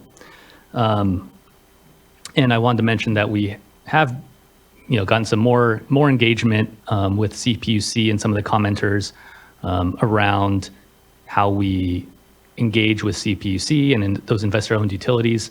A lot of the conversations around consolidations, whether they're consolidating and taking over a funding agreement, or just how the funding is how they're eligible and reviewed. So those conversations are going to be ongoing. Taking a look at the MOU and seeing if it makes sense to do an update, but really just making sure that there are these connection points and seeing where the commonalities are. So it's not a one-off for each investor-owned utility, but really we can make some broader assumptions with how we review and maintain eligibility, how those fit into not only the drinking water SRF program, but some of the other funding sources. As far as the IUP, this year's IUP goes, we did revise the maximum grant and principal forgiveness limits from 60,000 per connection up to 80,000 per connection, just in response to where we're seeing most of the projects land and some inflation and thinking that that's a better price point to make these projects a reality. Also revised the per connection limit for good cause, so we increased that a bit for those special cases. We increased the construction project limit to $8 million from $6 million, and that's a limit for small communities regardless of the amount of connections. There's kind of just this base cost it takes to get any project off the ground. And then we also made some revisions to grant PF eligibility maximums for medium disadvantaged communities. So in the draft IUP, we had actually removed medium DACs altogether from eligibility, but instead we added them back in with just a more limited amount, but continued that pathway. My understanding is there's not any medium DACs on the fundable list, or that would be impacted this year, but that's more of a looking forward and demonstrating kind of that increased pathway or that sustained pathway for those medium DACs, and in some ways hoping for additional funds in the future when the timing's right. Next slide, please.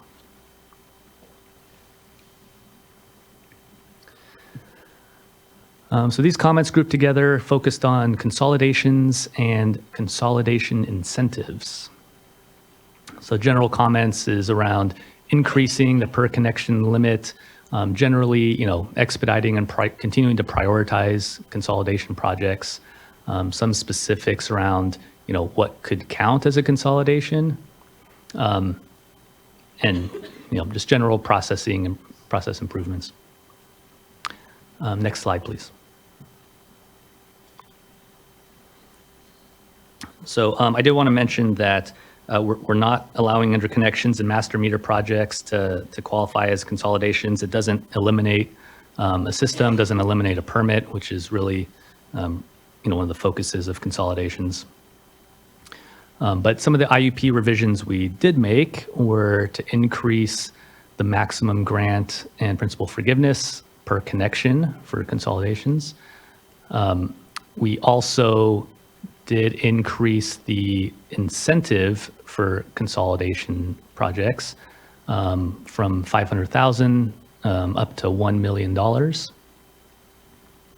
And then we did clarify that we'll continue to continue to prioritize those incentive projects.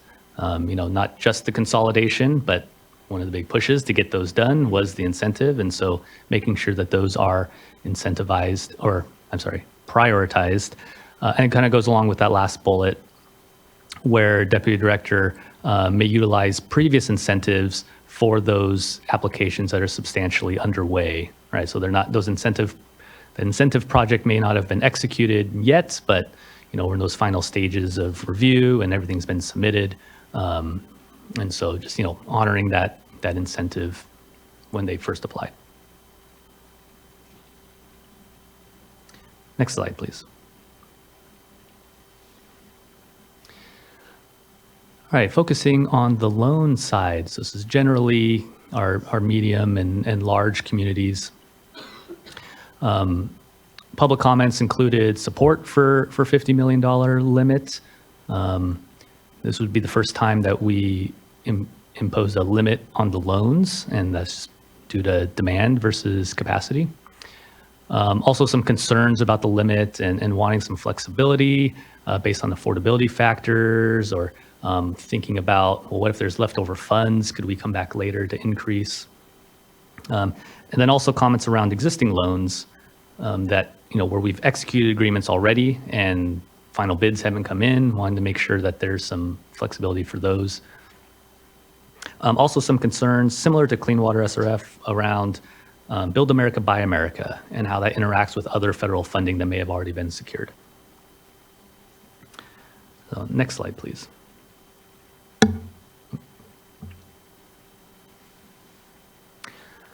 So in general, we'll continue to evaluate cost increases through our final budget approval process. And similar to previous year's IUPs, we already mentioned that that is the high priority. Number one priority is to ensure that we can meet the commitments we've already engaged in. And so just to give a little more detail, what we do is we do an evaluation based on the cost increases that we're seeing in combination with potentially decreases, projects that are finishing up, maybe they didn't use all the funding, working with our financial advisor as well on that to make sure our sustainable loan capacity is not impacted in a large way. And for the most part, we've been able to accommodate those past increases.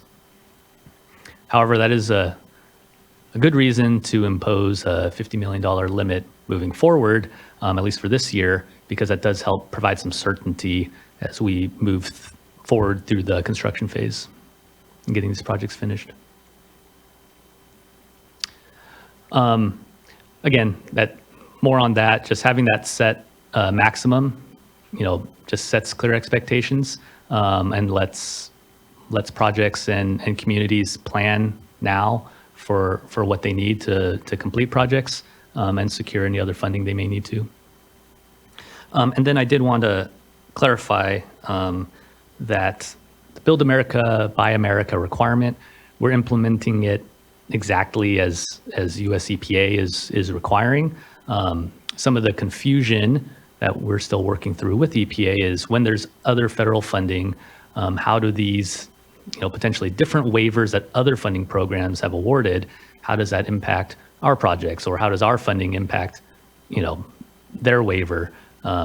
So unfortunately, just not super clear guidance, but we're working through them on a case-by-case basis. We meet regularly with Region 9 EPA. We meet quarterly with the WIFIA program and EPA staff there.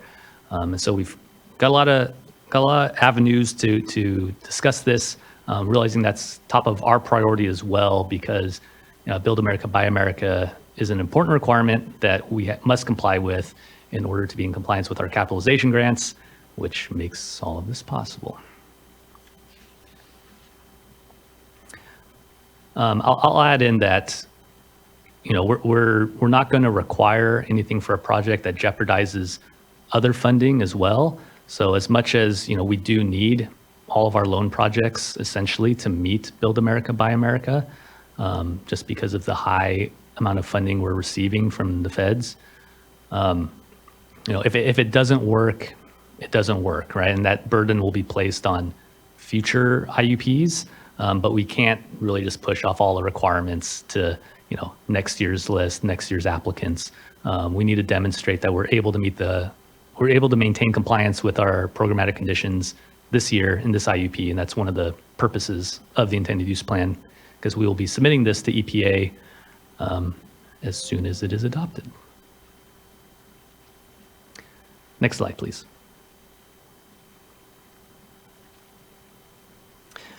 Emerging contaminants. General support for our principal forgiveness maximum increase. So that went from $5 million to $10 million. Part of that is also because we received the emerging contaminant for small disadvantaged communities, another funding source that we're pulling together here in the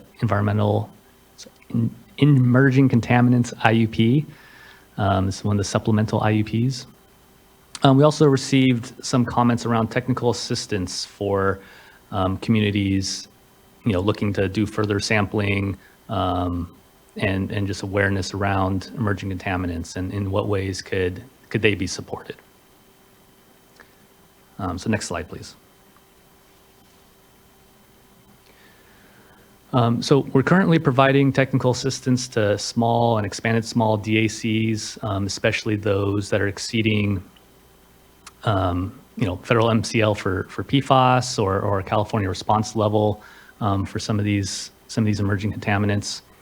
And then we also do have a contract with University Enterprises Office of Water Programs to do sampling for all small DACs across the state.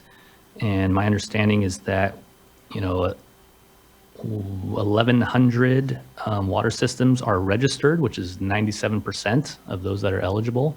And we have scheduled, I say we, Office of Water Programs has scheduled sampling for 3,700 wells. They've actually tested almost 300. So that's a process that's getting up and going and ongoing. Again, really focused on small disadvantaged communities. So, you know, comments also about, well, what about the medium and large communities? So, you know, encourage people to go ahead and submit requests, and we're considering and looking at, do we have the scope and capacity in our existing technical assistance agreements to help folks with that. And so can't guarantee that we could help every medium or large system, but we'll definitely look at the resources we have available. And if we can, you know, that's assistance we'd like to provide.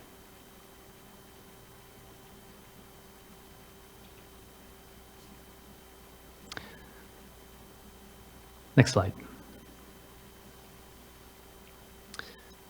All right, this is also my last slide. So just other comments. Here's just a smattering of some of the other comments that we received. In general, you know, when we're talking about, hey, can we use an alternative technical, managerial, financial assessment form? You know, a lot of this is just going to be case-by-case basis. You know, reach out to the project managers. We'd like to work with you. Try to make this, you know, we try to make the review process as easy as possible, obviously, on all of us. So definitely supportive of, you know, bringing your individual project issues to the project managers and management team here in DFA, and continue to work towards these complete applications and getting funding out the door. One thing I wanted to point out was comments around designating funds to help systems most impacted by recently adopted state regulations, you know, specifically PFAS and Chrome 6. And so one thing we did do in these IUPs was clarify that, you know, even though you're not out of compliance yet for Chrome 6, because we're trying to help systems get meet that limit, we did qualify those as Category C projects so that they can remain eligible for funding and be prioritized on the fundable list. So that's already in the IUP this year. Sounds like that's been very helpful for a lot of systems and also with our DDW colleagues.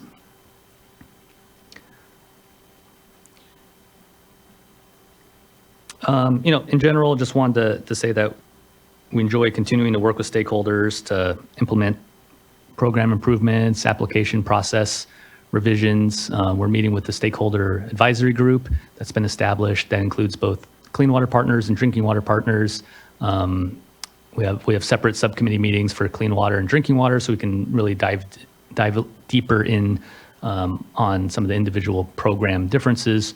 And then we also recently execute our contract with the Environmental Finance Center to help facilitate additional meetings around improvements to the program that kind of hinge off of the report that they helped complete a couple years ago on some recommendations, so we can further flesh out you know, some of the specifics and get more in the weeds on what might be implementable in the future. So that's ongoing. And I think at least one commenter asked, hey, can I be involved in that stakeholder group? So don't see why not. We're going to work with other stakeholders to make sure that get incorporated. So that's ongoing. Continue to find a lot of value in that. And I think that also is one reason we get good comments, good engagement, engaging those stakeholders right outside of just the workshop and the meetings with you all board members. So with that, I'll wrap that up, and if there's any questions, be happy to answer. Just off the top, again, great thanks to you and the team. I know this is our yearly process when it comes to the intended use plan and the Drinking Water State Revolving Fund, and appreciate that we have a number of different pots that we're trying to do our best to coordinate and make cogent for the water systems and communities here. And so also echo your thanks to them for just the great engagement. They're you know, checking over our decision making. Their engagement and ideas are an important part of why this program is so successful and getting dollars out and striking a balance, knowing again that we just have so much more need than we have actual resource. So huge just thanks to everyone involved. I feel this is a very balanced and appropriate intended use plan here. And again, trying to comb in what are emerging contaminant pots, bipartisan infrastructure law resources, along with just the base program. So much thanks. Yep, Mr. Downey, please.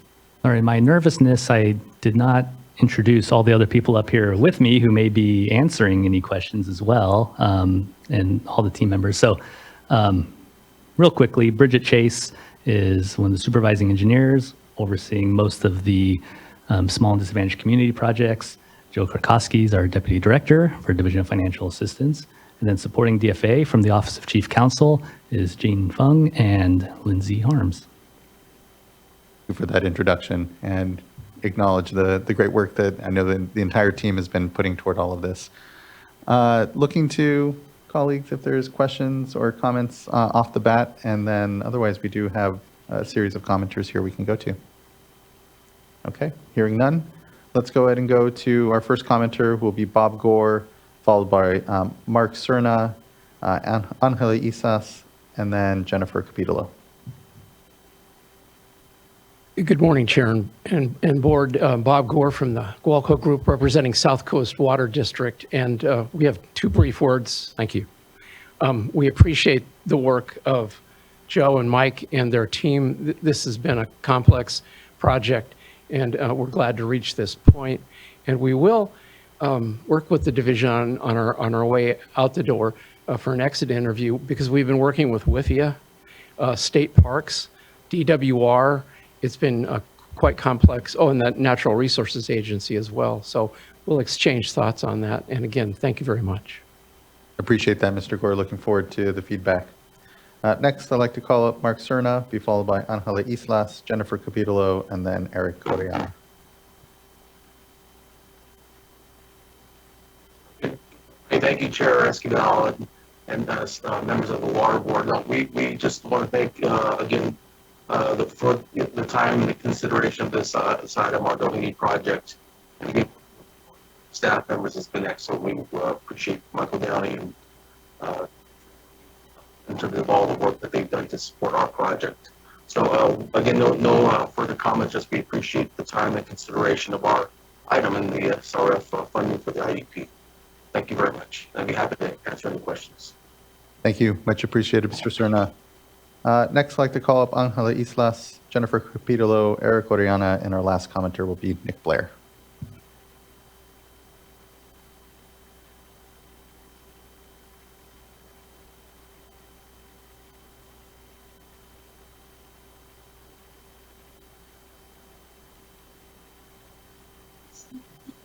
Hi, good morning again. Angela Isas here with Central California Environmental Justice Network. So for this item, I'm actually going to just recuse and not comment, but just again appreciate a lot of the updates for this final SRF update for the drinking water. So yeah, thank you so much again. Thank you as well. Really appreciate it. Next, I'd like to call up Jennifer Capitolo, then Eric Oriana, and then Nick Blair. Good morning, Chair and members. Jennifer Capitolo with the California Water Association. I felt it was important to come today and really just offer thanks to Joe and his team. We've been having a series of meetings over the last 6 or 8 months as we work through how regulated utilities interact with the State Water Resources Control Board. In the past, we had sort of taken a break from applying for grants because they were taxable at the federal level. And when that got changed around a couple of years ago, that priority for our members really heightened to, I mean, I think in our strategic plan, it's in the top 3 of being able to access state and federal grant funds and making that really an affordability measure for our customers where we can access those grant funds and be able to offset capital costs. So there's a lot to work through when you don't apply to a grant program for 5 years and then, you know, expect people to, hey, we're different. I mean, the Water Births program really, since 85% of the state is public agencies, it is somewhat focused there. So we have to, you know, just start talking again and have these meetings and look at some of the formats for submissions and different, you know, processes that we go through to try to improve it. But Joe's been great. We've also had legal in quite a few meetings with us.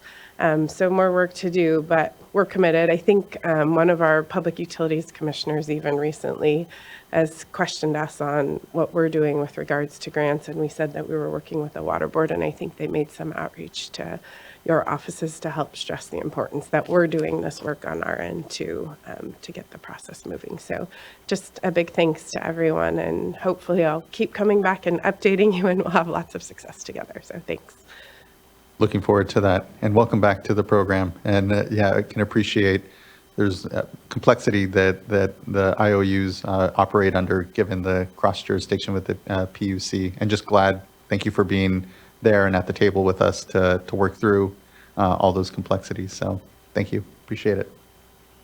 Next, I'd like to call up Eric Oriana, be followed then by our last commenter, Nick Blair.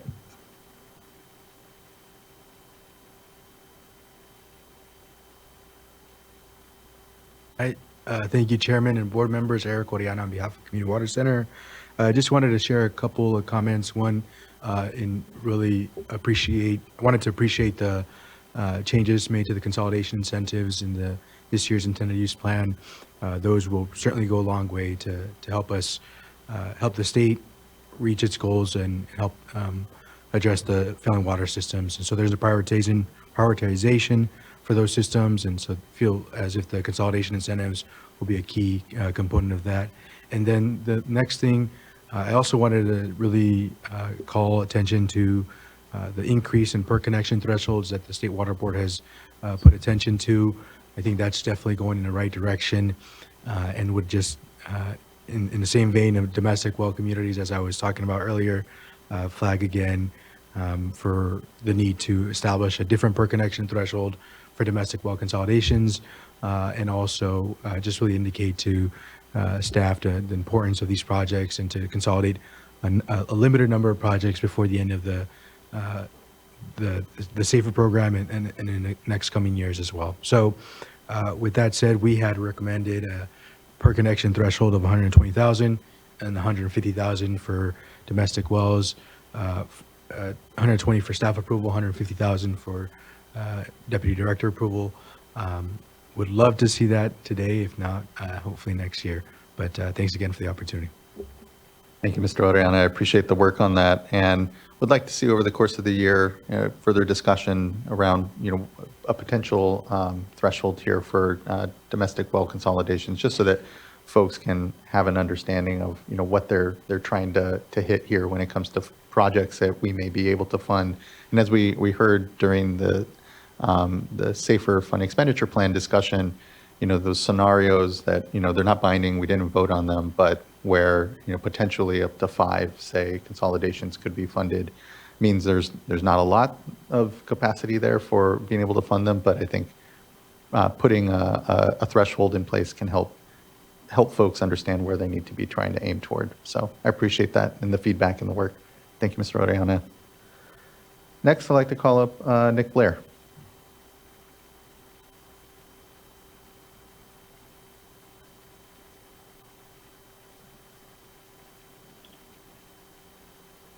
Hi, can you hear me?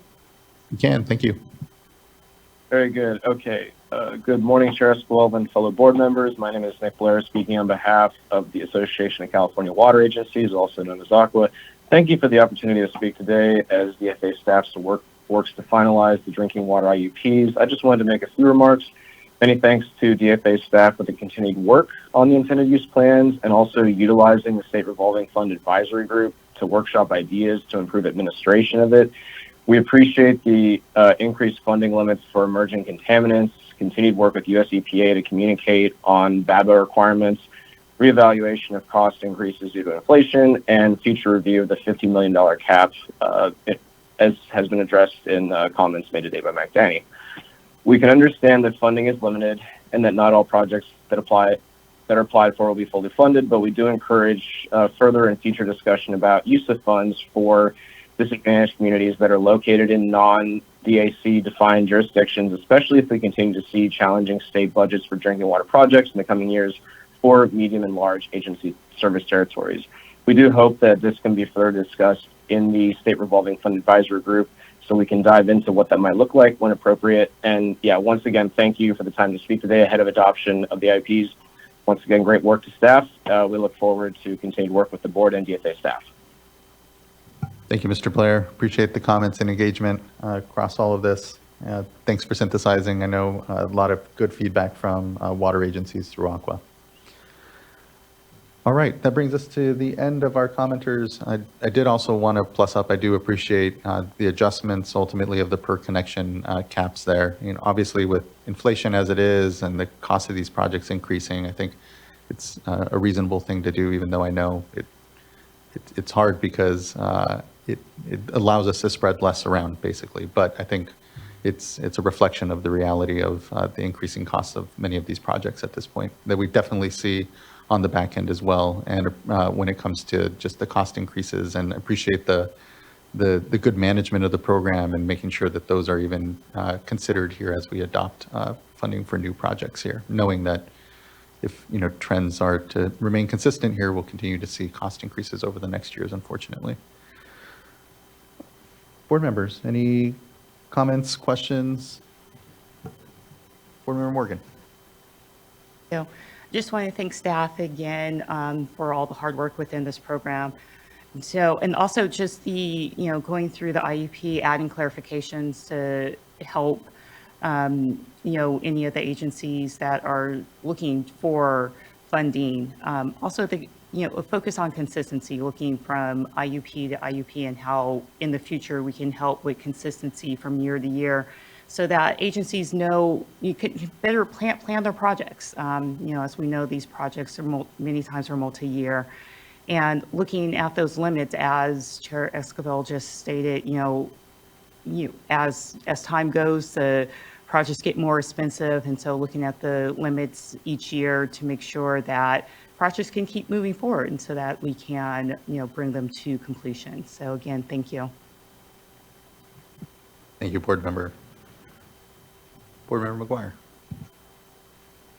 Yes, I'll echo all the thanks, and I don't really have anything to add except just to say how encouraged I am to hear about the PFAS testing with the small disadvantaged communities that you have, or the Office of Water Program rather, has 97% participation in the testing work. So, I mean, that's great. Actually, that's a lot higher than I would have thought you might get. So I'll look forward to updates on that and the wells, and hopefully good news. But knowing how ubiquitous PFAS is in our environment, I think I'll be ready for any response there. But looking forward to hearing the results. Thank you, Board Member. Yeah, looking forward to what's going to be a lot of work ahead on PFAS, and a good foundation there when it comes to the testing. Anything further from fellow board colleagues? All right, hearing none, I think we may be prepared for a motion. Okay, so this time I get to make a motion for item number 5. I'll second. Thank you both. Ms. Tyler, can you please call a roll call vote? Board Member Morgan? Aye. Board Member McGuire? Aye. Board Member Firestone? Aye. Chair Esquivel? Aye. Thank you. Thank you as well. The vote is unanimous, and the intended use plan is adopted. Thank you again. Great work. On to next year's intended use plan. And I really appreciate, again, just the great work that's gone into this and the engagement with all the water agencies. So just for planning purposes, we have left here just a couple of items, the significant item being item number 6 here. What we'll plan to do is just work through our agenda, and we'll have then folks can take a late lunch thereafter. But let's go ahead and give ourselves a quick 10-minute break, and we'll come back then, and we'll start in on item number 6. And that should bring us back here at about 11:25.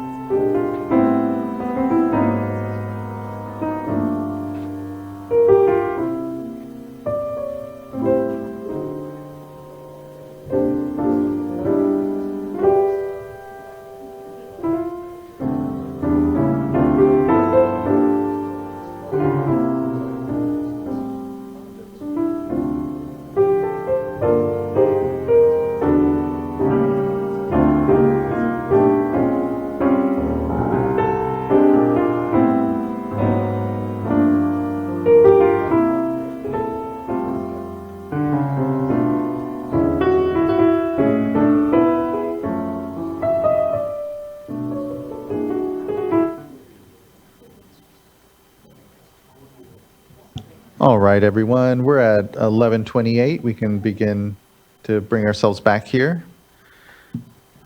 And I have a small script to read here for the next item.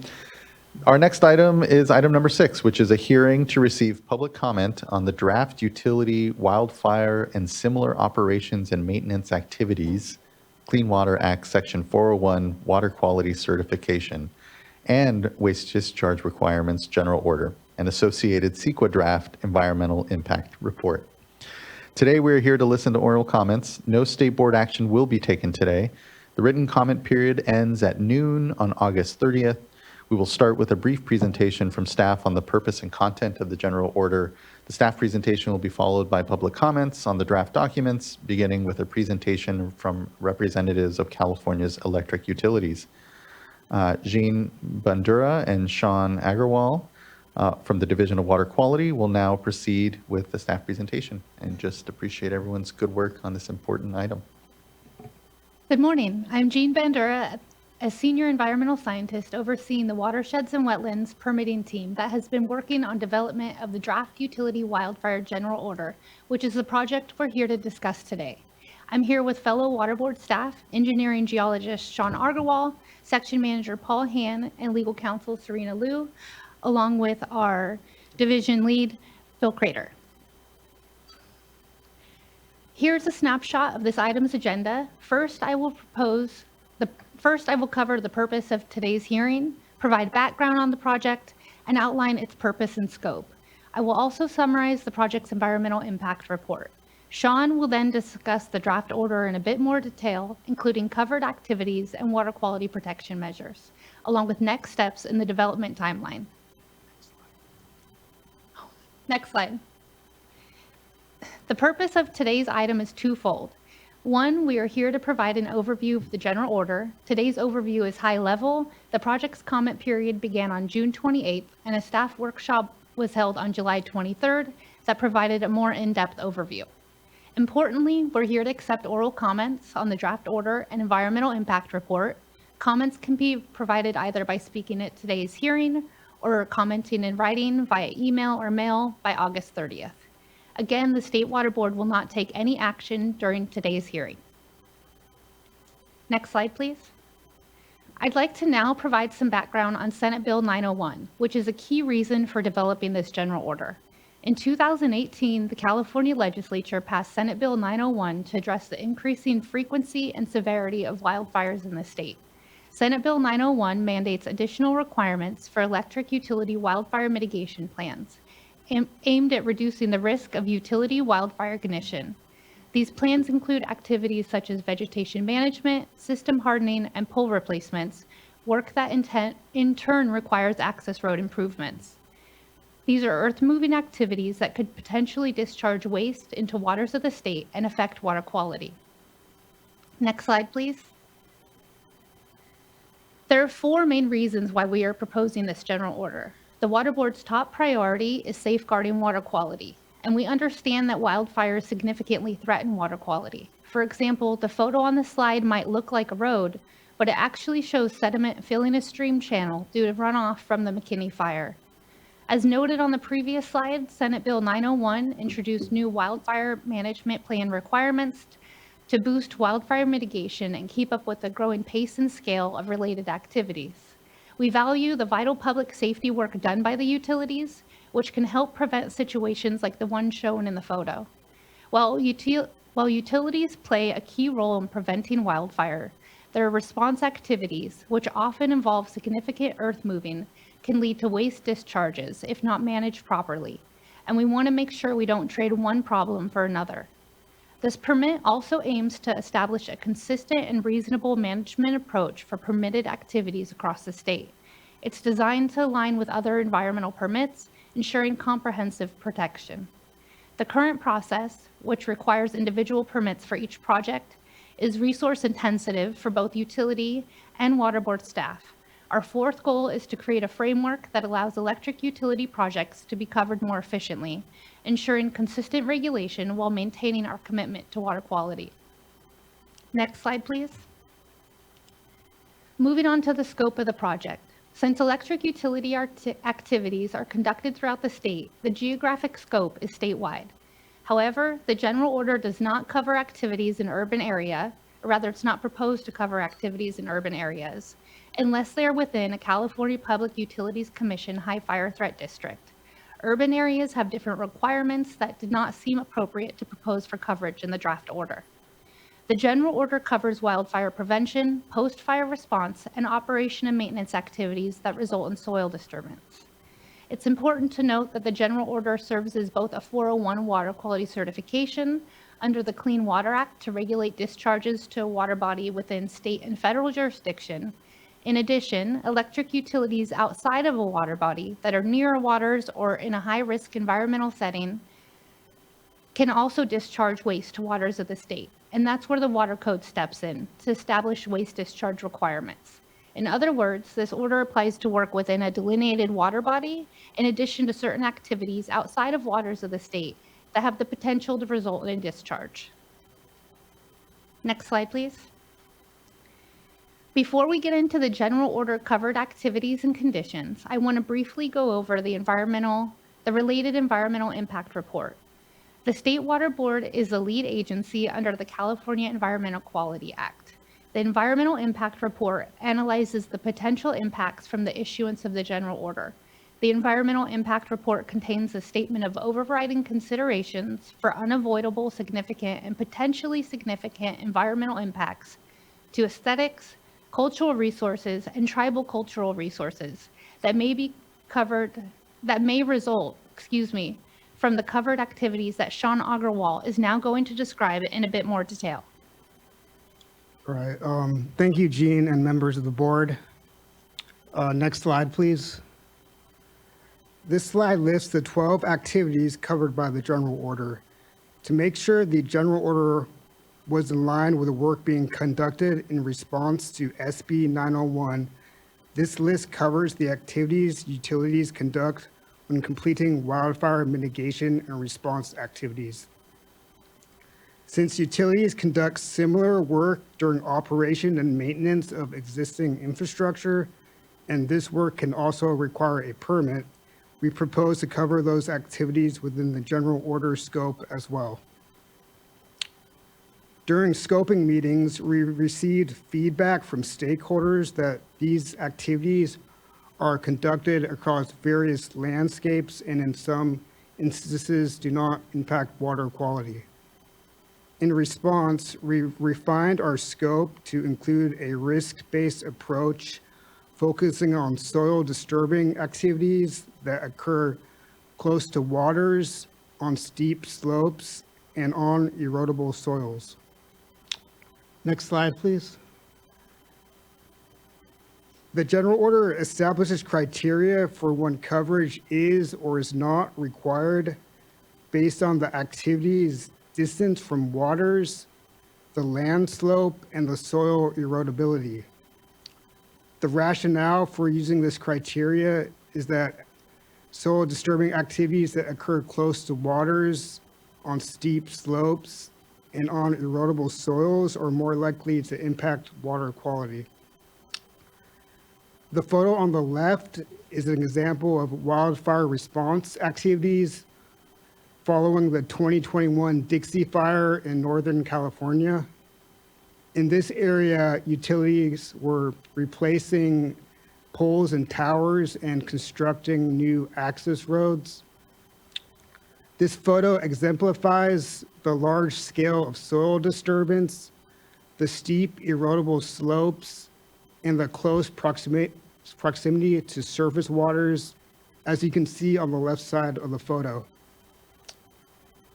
Next slide, please. The table on this slide shows the activity categories. There are two categories for enrollment based on risk to water quality, Category A and Category B. Category A is non-notifying. In other words, Category A does not require submittal of an application. To qualify for Category A, the project must meet 4 criteria and still must adhere to applicable general order conditions. The notifying Category B is for higher risk projects that don't meet the Category A criteria.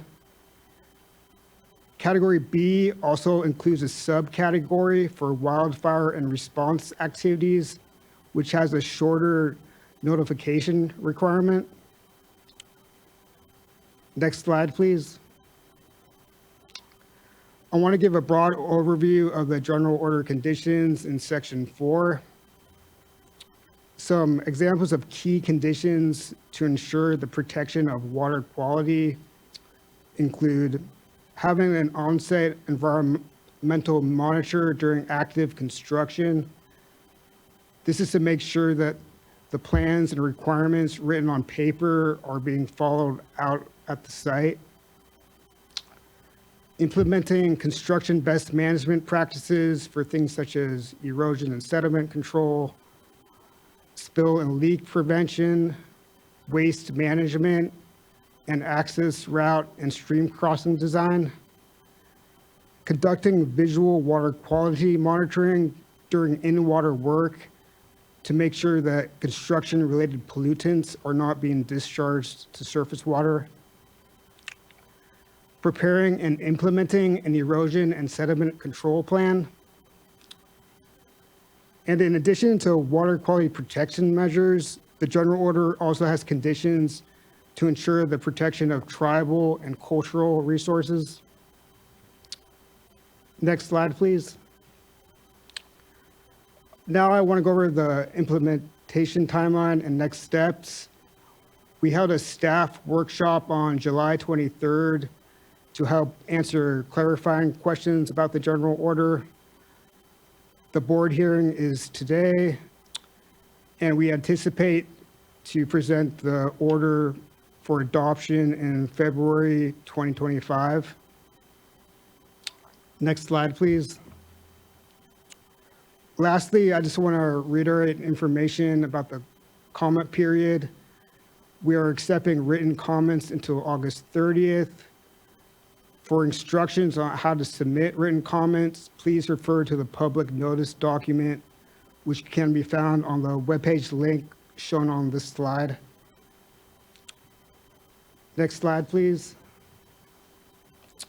Thank you for your time. This is the end of our presentation. If you have any follow-up questions after this hearing, please feel free to email myself or Jean. And I'll hand it back to you, Board Member Escobar. Thank you, Mr. Agarwal. Thank you, Ms. Bandura. And thank you for the team behind all this work.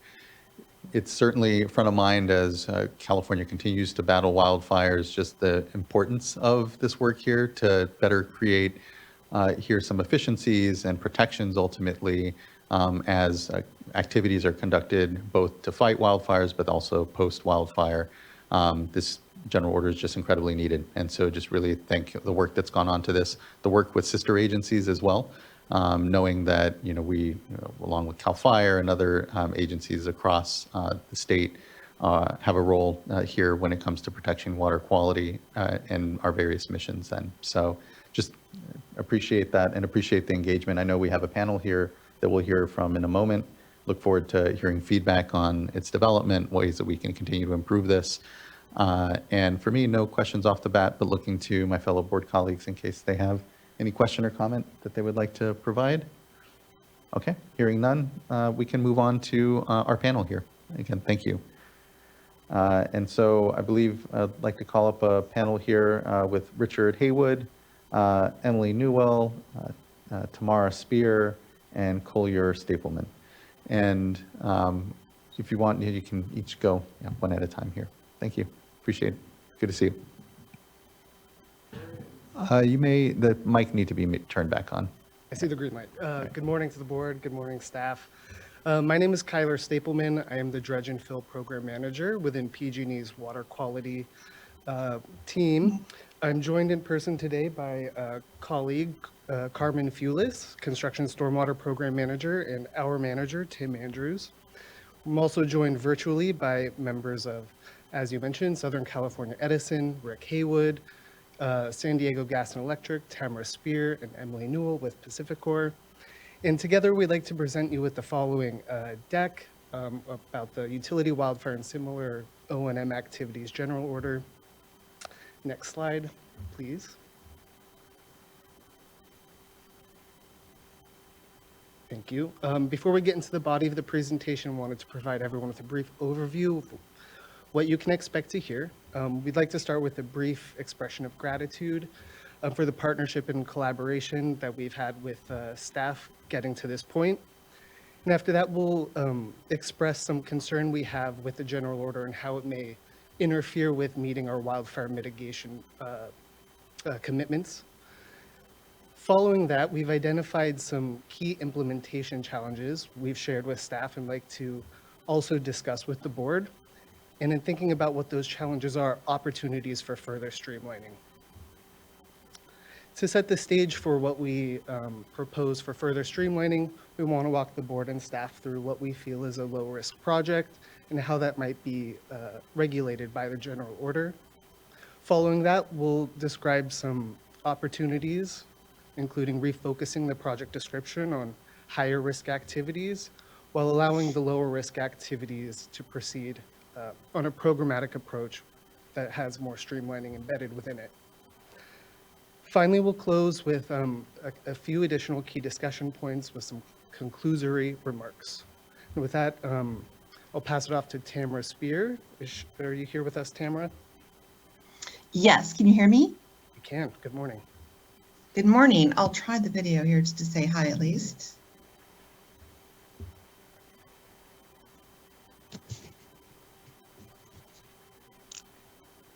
Good morning. I'm happy to be here speaking. My name is Tamara Spear. As Kyler said, I'm a senior environmental specialist with San Diego Gas and Electric. So I'm going to go ahead and turn this off now. But hello to everyone. So as Kyler mentioned, I'd like to talk to you about partnership. And we really like to express our appreciation for this opportunity to provide comments and feedback to the state board in the development of this general order. We've been embracing the transparency aspect of it, and we look forward to further coordination. We look forward to continued partnership and collaboration as the general order gets finalized. Thank you. And we just appreciate how much hard work it's taken for the staff to really get to this point. So again, thank you on that. Next slide.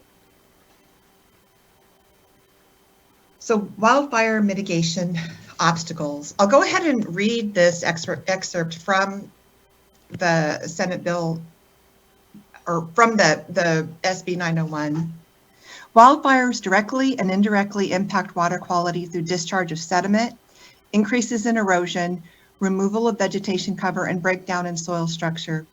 This general order seeks to facilitate wildfire prevention work to reduce these risks to water quality posed by wildfires, and to facilitate post-wildfire response activities that help mitigate the negative water quality impacts caused by the fire, or by the wildfire.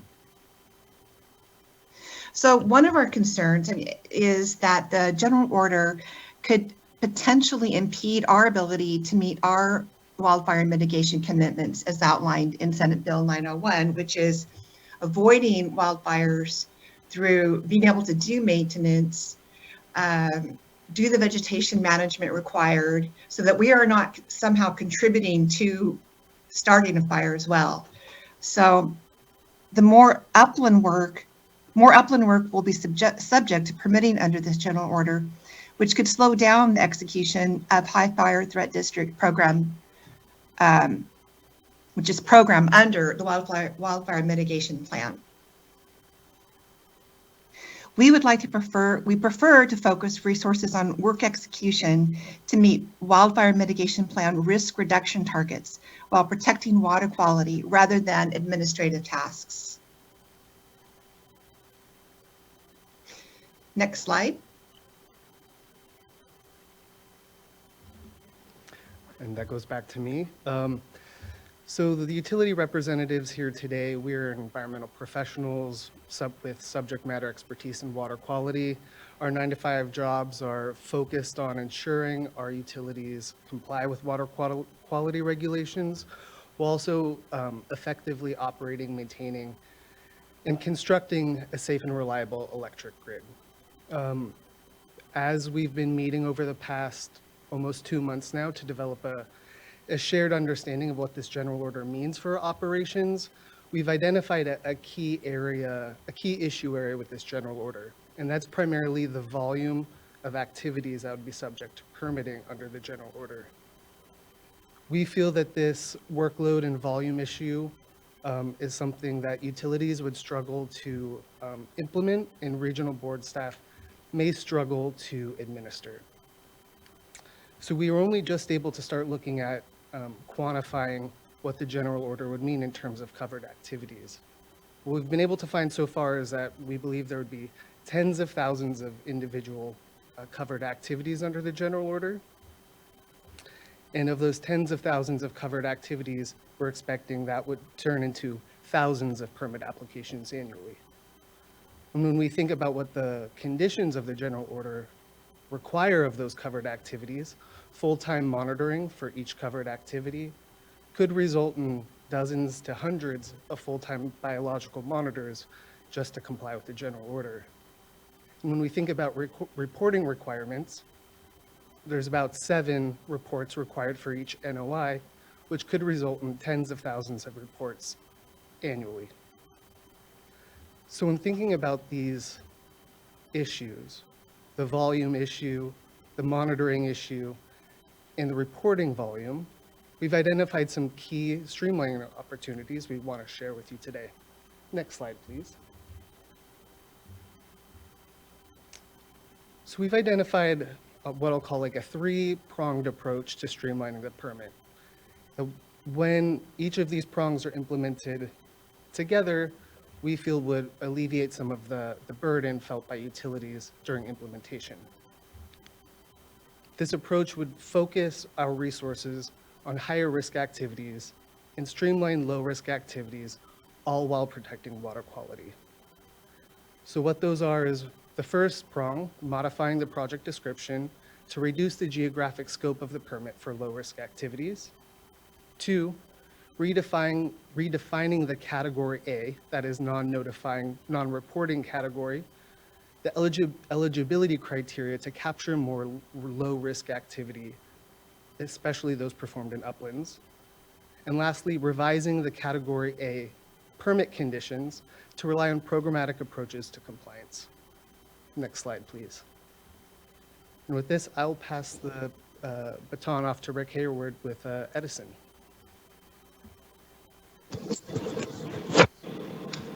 Thanks, Kyler. Can you guys hear me? And thank you. Great, thank you. Good morning, board members. My name is Rick Hayward. I'm with Southern California Edison. I am the Wetlands Program Manager. And these next few slides are intended to provide an example of some of the challenge projects that we see in the draft general order as it is, and how they could maybe fit into one of the solutions Kyler just went over. So this is an actual pole replacement that happened in 2023. And we tried to give you some of the project information. This is located in the Ventura area. On the left side with the aerial map. The center map indicates the soil erodibility factor, and that falls within the 0.2 or greater outlined in the general order. And lastly, the aerial on the map on the right just indicates that it is a tier 3 high fire location for the project. The project itself right now would not typically need a 401 or WDR under the water regulations. It's in an upland location. It is, however, located on a pretty good slope. And like I mentioned, it has that soil erodibility factor. And it is within about 50 feet from a stream. So I just wanted to kind of lay the framework for you. Next slide, please. So these 3 photos just kind of demonstrate the before and after photos of the replacement itself. Excuse me. You can see the photo on the left pre-construction. It's a grassland. This area is actually actively grazed. The center photo and the right photo are post-construction. And the purpose of showing these photos is to demonstrate a typical pole replacement project, and the disturbance caused by that tends to be really, really small. And hence our concern is one of the challenges outlined in the general order would be this would be now subject to permitting, whereas currently it is not. So I just wanted to provide that from a square footage perspective of disturbance. Next slide, please. And taking that information into account, the column on the right is kind of our current process. And I have SCE here, but really all the utilities have a very similar process when it comes to environmental review. That includes a basic project intake. We then do an environmental review of the project for all resources, biological, cultural, and waters. And in the example shown, the project falls outside of waters. So we apply our own internal measures, our good housekeeping measures, BMPs, those sorts of things for the project to ensure there is no environmental disturbance beyond what the footprint is. And this time frame is about 30 to 60 days to go from start to being released to construction. Also, we will apply a construction monitor when it's appropriate. That project in particular did have a monitor because we were within proximity to those waters. Looking at that same project under the draft general order as it's written, we would again have the intake and the project review, but that would include that slope K-factor evaluation. This project would qualify for needing permitting under that general order. And therefore you have all the additional work associated with the field work, surveys, reports, permit application and submittal, and then the actual permitting process with the board. And in total, we're looking at, approximately 135 days, or about double the time it would take for non-permitting that same work. Again, we would have the monitoring as before. So really, we're trying to provide context here to what some of those challenge projects are as we look at the general order the way it is. And that is the end of my slides. I'll turn it to our next presenter. And I wanted to take 1 second to recognize the board team that's been working on this. The utilities have been working with the folks for, gosh, a couple, 3 years now to get to this point. So all that effort is really appreciated. And I will turn it over.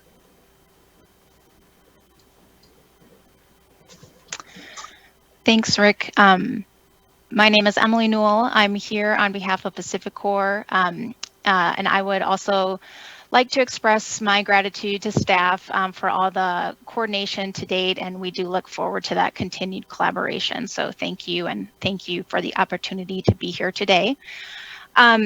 So I wanted to talk a little bit about refocusing the general order on high-risk activities. So based on the challenges that were identified in the previous slides, utilities would like to take a step back to ensure the general order is focusing on activities that have a high risk of impacting receiving waters. The general order currently puts quite a bit of focus on activities in uplands by using slope and soil stability as a criteria independent of proximity to waters. And so we suggest rethinking that concept from a risk to waters perspective. We do acknowledge that larger projects in uplands may pose higher risk to water quality, such as access roads, undergrounding, large staging areas, things of that nature. However, small, short duration projects with minimal ground disturbance, such as pole replacements, routine vegetation management work, pose little risk to water quality, particularly when performed in uplands. So to refocus regulation on high-risk activities, we propose looking at options to reorient the project description in the general order toward those high-risk activities. Some options that the utilities have identified are removing low-risk activities entirely from requiring coverage, removing slope soil erodibility criteria for routine small-scale activities, such that those activities would only require coverage if they are proximate to a water of the state. Considering establishing soil disturbance thresholds as eligibility criteria, and also considering exempting specific project types, such as routine O&M work like pole replacements, vegetation management work, activities that are performed routinely to maintain safe, reliable, and operable facilities. Additionally, we also suggest looking at options for revising Category A eligibility criteria to capture low-risk work. So this means making adjustments to the criteria so more activities would fit under Category A rather than B. Some options that we've identified include removing slope soil erodibility criteria as a category B trigger, and also considering receiving water risk in determining work category. So there's a lot to think about and consider. So we believe having some additional time in the comment period to thoroughly think through and analyze options would be beneficial for all parties as well as the environment. Next slide, please. Further streamlining of Category A activities is another opportunity to address the implementation challenges utilities have identified. I'd like to point out that we do appreciate what has been done already in the general order to streamline processes, and we've identified some additional opportunities in two main areas. One is the heavy use of programmatic plans and processes. As Rick mentioned, we, the utilities, do have existing processes to perform environmental screening, and we'd like to continue using those. We'd also like to use programmatic erosion control plans that can be used as a pick list rather than developing site-specific planning documentation, and this would require adjusting and refining language in the general order. Another streamlining opportunity is to use a risk-based inspection approach. As currently written, or as we understand it, the general order requires daily monitoring during active construction near water and a minimum of 4 inspections per year for both Category A and B work. So this would be, multiple thousands of monitoring events annually, many for activities that are small, short duration, and distant from a waterway. This poses a significant challenge, and we feel the time and resources required to comply may not be commensurate with the risk to waters that would be posed by many of the activities requiring that monitoring. Therefore, we again suggest refocusing on high-risk activities, and this could mean focusing monitoring on activities that are identified as high risk. It could mean performing QA/QC inspections or spot checks on activities during construction, and also targeting a percentage of activities that would be inspected or field audited.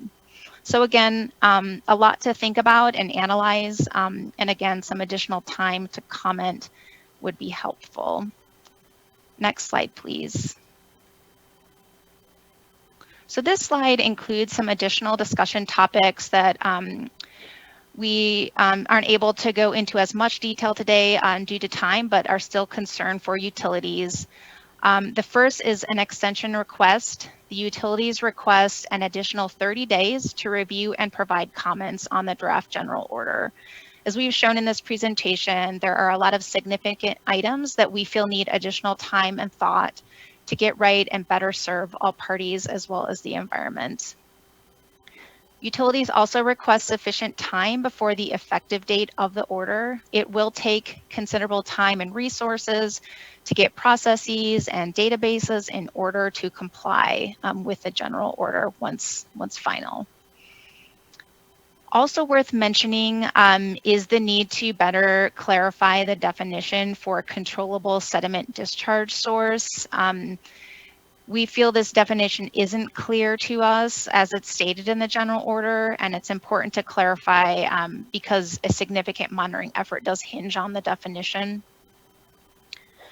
Regarding GIS data sources, GIS screening is going to be necessary to identify projects that could require general order coverage. So the Water Board should provide standard data sets so all utilities are working from the same information and expectations. These data sources should also be relatively easy to use and process. For instance, the slope database that was provided previously is difficult to process, and we feel that some smaller utilities may not have adequate resources to use it effectively as well. So that's an additional consideration.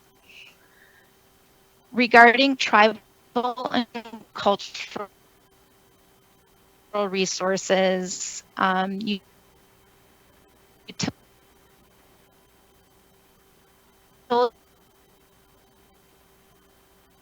cultural resource specialists have indicated that, and so we request a standalone meeting list so the experts in the field can discuss and find workable solutions.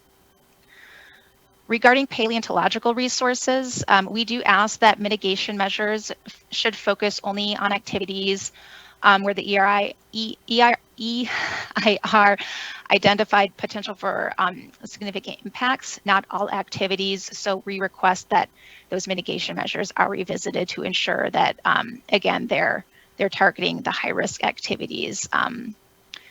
And finally, at least on this slide, our annual fee adjustments, we ask the board to consider alternative ways to assess filing fees and annual fees. And I believe I am turning it back over to Kyler. Thank you. Thank you, Emily. I'd just like to close with some summary remarks. As Emily mentioned, the utilities are requesting an additional 30 days to provide written comments to the board. As I hope we've described, there are some very real and large implications to our business operations and our ratepayers that we'd like more time to thoughtfully consider. For our proposed comments on refocusing the general order, again, we'd like to see the general order move to a place where it's really targeting the higher risk activities that have potential to discharge waste to waters of the state, and expanding the category A bucket of work to capture more of those low risk activities, including routine pole replacements as Edison described to the board today. And all of this is so that we can make sure that the general order avoids unnecessary delays to our wildfire mitigation activities. That's of utmost importance to us in our day-to-day work, and that's where, we'd like to see this general order more effectively and efficiently streamline those activities. Lastly, as others have pointed out, we look forward to continued collaboration with board staff in shaping the final order. So with that, appreciate your time and have a good day. Thank you. I appreciate those comments and the self-organizing here to provide us some coordinated feedback here on the utility order, and there's the work and the development of it as well. To your point, I know definitely the balance here is to not try to harm what are a lot of important mitigation goals and need out there to prevent catastrophic wildfire and try to better treat the landscape. But still yet ensure we're doing that in a way that's protective of water quality. I know staff here have obviously already taken their best turn at trying to make sure we are focusing on high-risk activities and not being unduly burdensome, but hearing certainly that we have some opportunity here for further refinement. So appreciate that. I know we have a few other commenters and we can make our way through them, and look forward to hearing from any questions or comments from board members as well. All right, next I'd like to call up Tim Andrews, who will be followed by Jeanne Lee, and then Susie Berlin. And I believe our last commenter then will be Michael Esposito. Morning. My name is Tim Andrews. I manage the water program for Pacific Gas and Electric Company, and I'm honored to be here today to speak on the proposed general order. I'd like to open with a note of gratitude for the State Water Board staff. Since the release of this public draft of this general order, your staff has maintained a spirit of collaboration as we work toward a shared objective of meaningful water quality protection.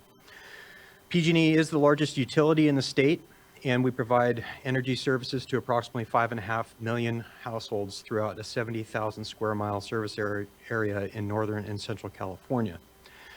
The geographically diverse service area contains tens of thousands of circuit miles of interconnected electric transmission and electric distribution lines with associated supporting facilities that require maintenance to ensure continuous operation and delivery to our customers. As is currently written, this general order will require applications for thousands of low-risk PG&E maintenance activities that were previously not subject to regulatory permitting.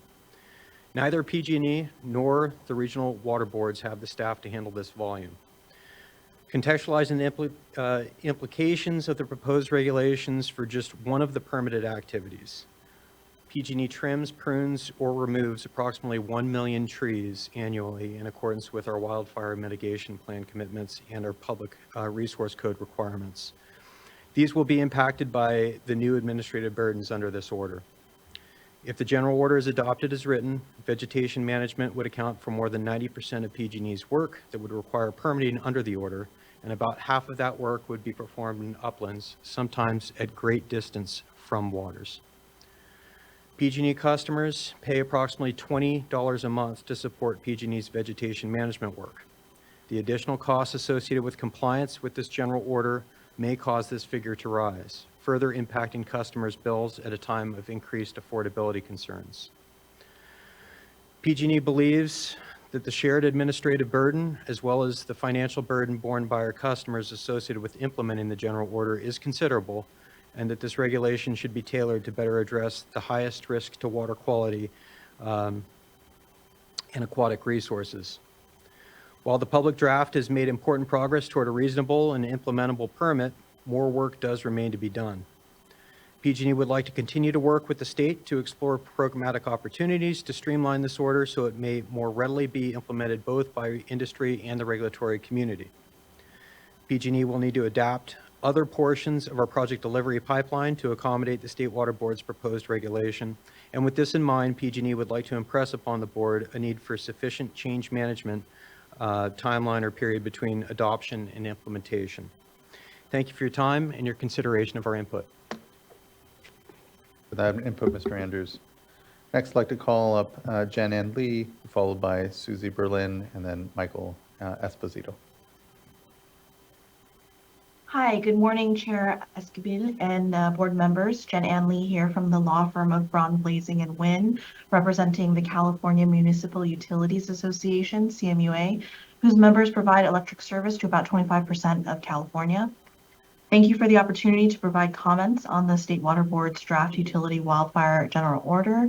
We will be submitting written comments with the Northern California Power Agency and the Southern California Public Power Authority. And collectively, our associations represent all public power in the state.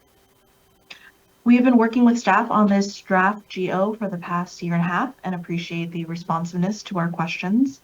We provided comments on the administrative draft released last May, and we're pleased to see many changes made in this draft based on those comments.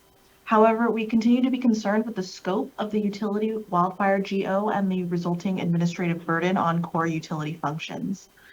While we agree that this proposal provides streamlined permitting for those activities that will result in a discharge to waters of the state, the draft GO also adds additional administrative burdens for critical project activities that do not clearly impact water quality.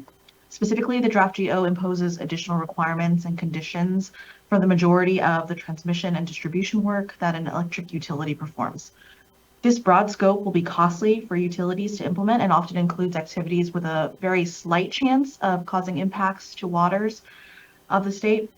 And so the draft GO must be revised to focus on streamlining the permitting process for projects that will impact waters and eliminate project categories, triggers, and conditions for projects without a reasonable chance of causing discharges to waters of the state. We support excluding urban areas from the draft GO's scope, but we oppose the inclusion of urban areas within high fire threat districts.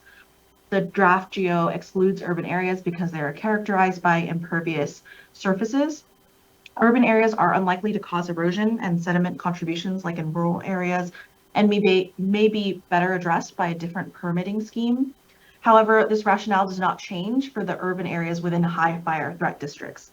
So the project activity will still be conducted on impervious surfaces and does not really present a greater risk to water quality. Creating exclusions and then exceptions to the exclusions will result in unnecessary complexity for utilities that are trying to implement the GO. We are also concerned with including groundwater within the scope of GO. Unlike surface water, which has discrete delineations, it is difficult to determine whether a particular activity will have impacts to groundwater and should not therefore come under the purview of the GO.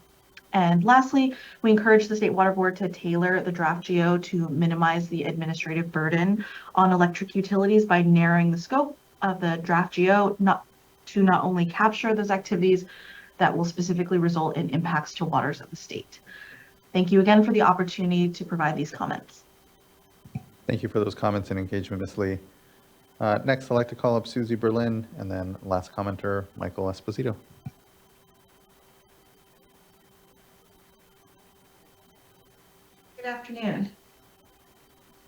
Good afternoon.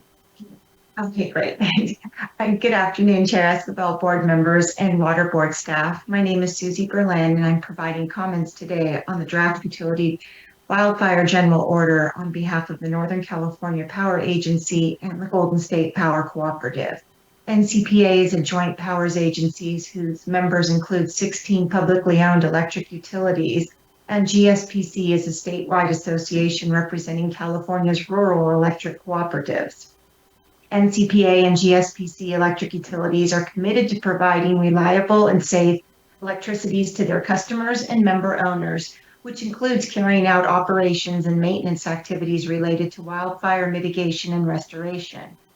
We appreciate staff's outreach to stakeholders in developing the draft GO and incorporating the feedback that has been provided. We fully support the stated objective of the utility GO to streamline permitting. Having a streamlined permitting process to facilitate important wildfire mitigation work when those activities result in discharge of waters to the state is a laudable goal. However, as the Joint Electric Utility Panel noted, the GO goes well beyond activities that may result in discharge into waters of the state, and rather than streamlining, would potentially impede the ability to do this important work, create additional permitting, reporting, and compliance requirements, and place a financial burden that would be borne by utility ratepayers. To be clear, NCPA and GSPC understand and share staff's concern about wildfire risks and the resulting impacts that wildfires have on waters of the state. However, not all activities related to wildfire mitigation and restoration have the same potential impact on water quality. The draft general order must be refined to ensure that the permitting requirements therein apply only to projects and activities that will impact waters. As drafted, the GO includes project triggers and conditions that have no nexus to potential discharges. Staff has noted that the risk-based approach takes into account distance from waters, land, slope, and erodibility. However, the draft GO includes triggers that do not take into account proximity to surface waters like upland projects. I will not reiterate all the important points that were in that joint presentation, but I do encourage the board and staff to look closely at the specifics that were set forth, why we believe that this GO would provide a streamlining approach for some projects, but in overall as drafted would expand the scope and administrative burden without a nexus to increased risk of discharge. And we therefore urge the board to amend the draft to ensure that it applies only to activities that will result in impacts or discharge to waters. NCPA and GSPC appreciate the work staff has put into this GO, and we look forward to continuing to work with staff and other stakeholders on refining the GO to ensure that it meets the stated objectives without adversely impacting the important work that the utilities do. Thank you very much for your time. Thank you as well. I appreciate the engagement and the comments here. Next, I'd like to call up Michael, and I believe this is our last commenter, Michael Esposito. Good morning, board members. Michael Esposito with CAL FIRE, the Forest Practice Administration. I don't have any comments this morning, but I thank you and appreciate the opportunity to comment. Thank you as well. Appreciate the attendance and engagement on the item nonetheless. Thank you, Mr. Esposito. All right, that brings us to the end of our commenters here. I want to appreciate everyone's engagement. Again, this is an important general order and important we get it just right, given its potential impact to what are important mitigation activities that are ongoing. But I appreciate the acknowledgement from folks about the need to here be able to ensure that we're protecting water quality even as those activities are undertaken. I guess first off, just on the request for additional time for public comment, want to see how folks are feeling. I'm generally supportive. I don't know if 30 days is a bit too much, but want to see what reaction might be on allowing for a little more time for comment, knowing that we have about 10 days here until the current comment period ends. We intentionally gave a long comment period of 60 days to allow for ample time to review and prepare comments. So I don't personally recommend an additional 30 days. The comments I heard today were around the ability to work with staff to come up with alternative language. We typically do that once we receive the comments, and we've been working in good faith with the utilities over the last several years to get to the point where we are now with the utility order, and we intend to continue those conversations. So I don't recommend an additional 30 days. I think I would very much like to start having those conversations and not wait for the rest of the comment period to initiate that and get this one over the finish line. Appreciate that, Ms. Mogus. And here do acknowledge that, it's been a couple of years of development here. And so folks have been engaged with the material for a time. 30 days is, I think a long time to add for additional public comment. But, again, I think if we were to add some additional time, a week or two at most, I don't know if that necessarily satisfies the need that could be, certainly spent and time spent on the regulation. And to your point, it doesn't preclude the ability to jointly be drafting alternatives. It's just really around our ability to close the book, if you will, and be able to start to process those comments and understand where we go next with the regulation. Appreciate that. Was there anything, I guess, that folks heard here in the staff and in the program that wanted to respond to? I think, the general flavor of comments was, again, trying to better strike that right balance. And I know folks are interested in trying to do so, but don't know if there's any specifics you all wanted to make sure you comment on. Yeah, I want to thank the utility companies for coming and working with us productively on this. The utility companies have mentioned repeatedly that they want to make sure that they are addressing the wildfire mitigation plan work. We support that work strongly. As we put in our presentation, one of the largest threats to water quality is the wildfire itself. Nevertheless, we think that there is a need for increasing the number of controls that are done on the utility activities, because those activities themselves can also create threats to water quality. And I think as a state, we need to figure out how to do both, not one or the other. Having said that, we understand and frankly agree with the utility companies that we should be focusing on more of a risk-based approach. We've worked hard to try and figure out how to put that how to build that into the permit. There's a lot of changes we made from the administrative draft to do just that. Our focus for this draft was to provide a flexible framework that could be used, adjusted based on public feedback. We're glad that the utility companies are supportive of implementing water quality practices, and we look forward to hearing from them on how they would propose to modify those thresholds. Thank you, Mr. Hand. I appreciate all that. Looking to fellow board colleagues if they have questions, comments, wanting to make here. Board Member Morgan. Thank you. So I just want to, also just state that, I would also be okay with this in a comment period for, up to 2 weeks, understanding that, we've already provided 60 days and, really do want to keep moving forward. But just, with that, just want to make sure that, we're receiving in the written comments, but want to make sure that staff continue to work with the utilities to make sure, we're looking for protecting water quality, but also keeping the work moving forward, because, it is work that is critical. It is critical work, not only in the prevention of wildfires, but then also, these are, the utilities that serve, Californians. And so I want to make sure that we're finding the appropriate balance. And, one thing that I would like to just follow up with staff is just, the anticipated numbers of NOIs and the processing time, making sure that, how we set this up, we're looking at that complete balance and making sure that as the NOIs do come in, we're able to efficiently and effectively process those to keep this important work moving forward, and making sure that we do have a streamlined general order, and it is risk-based. And so want to make sure that we do continue those conversations with the utilities and find that appropriate balance. Thank you for those comments, Board Member McGuire.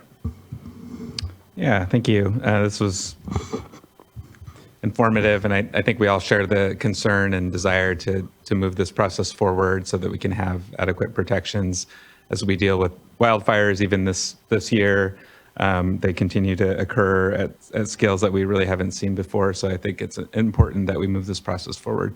That being said, I don't think 2 weeks or 1 to 2 weeks anyway is going to make or break that. And it sounds like the utilities have an interest and see the benefit and would be able to provide some additional specific recommendations with that additional time. And so if that would be helpful to them, I would be supportive of that short extension, knowing that. And I do appreciate that you already built in the 60-day period here. So that is quite a lot of time. It is more than we normally provide. So I am giving that some thought. So a week or two sounds okay to me, if that works. And then I'm in the learning mode here, so I'm still taking all this in. I heard a lot of good feedback from the utilities, so I appreciate that input today. I'm going to be continuing to think about that, and certainly we'll be looking at the comment letters when they're submitted and seriously looking at all of those closely.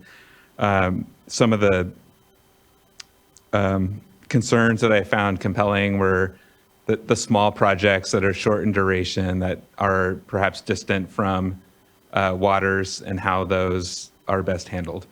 And I don't know enough about this permit exactly in terms of how those projects would fit, or how you might envision addressing that, any risk that might be provided by those. But it was really just a vivid example for me, seeing the utility pole project.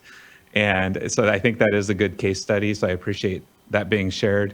And so maybe thinking a little bit more about projects like that.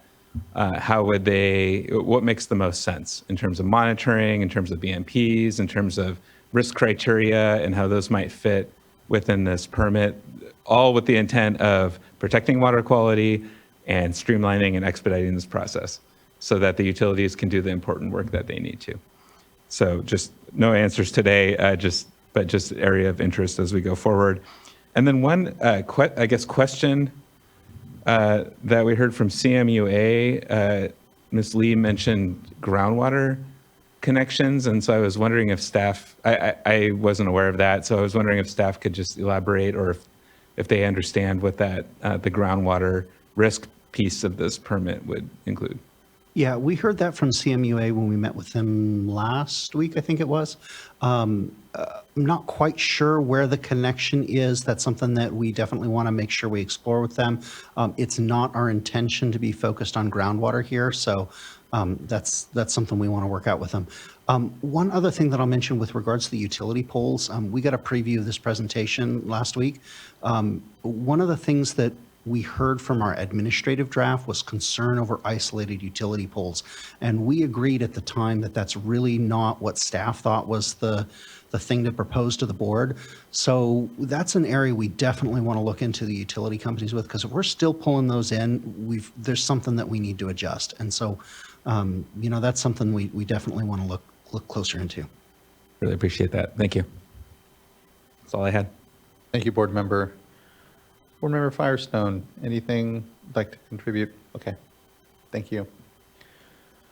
All right, well, this isn't a decision point, and as Board Member McGuire said, certainly still digging into the work and looking forward to hearing further in the public comment letters.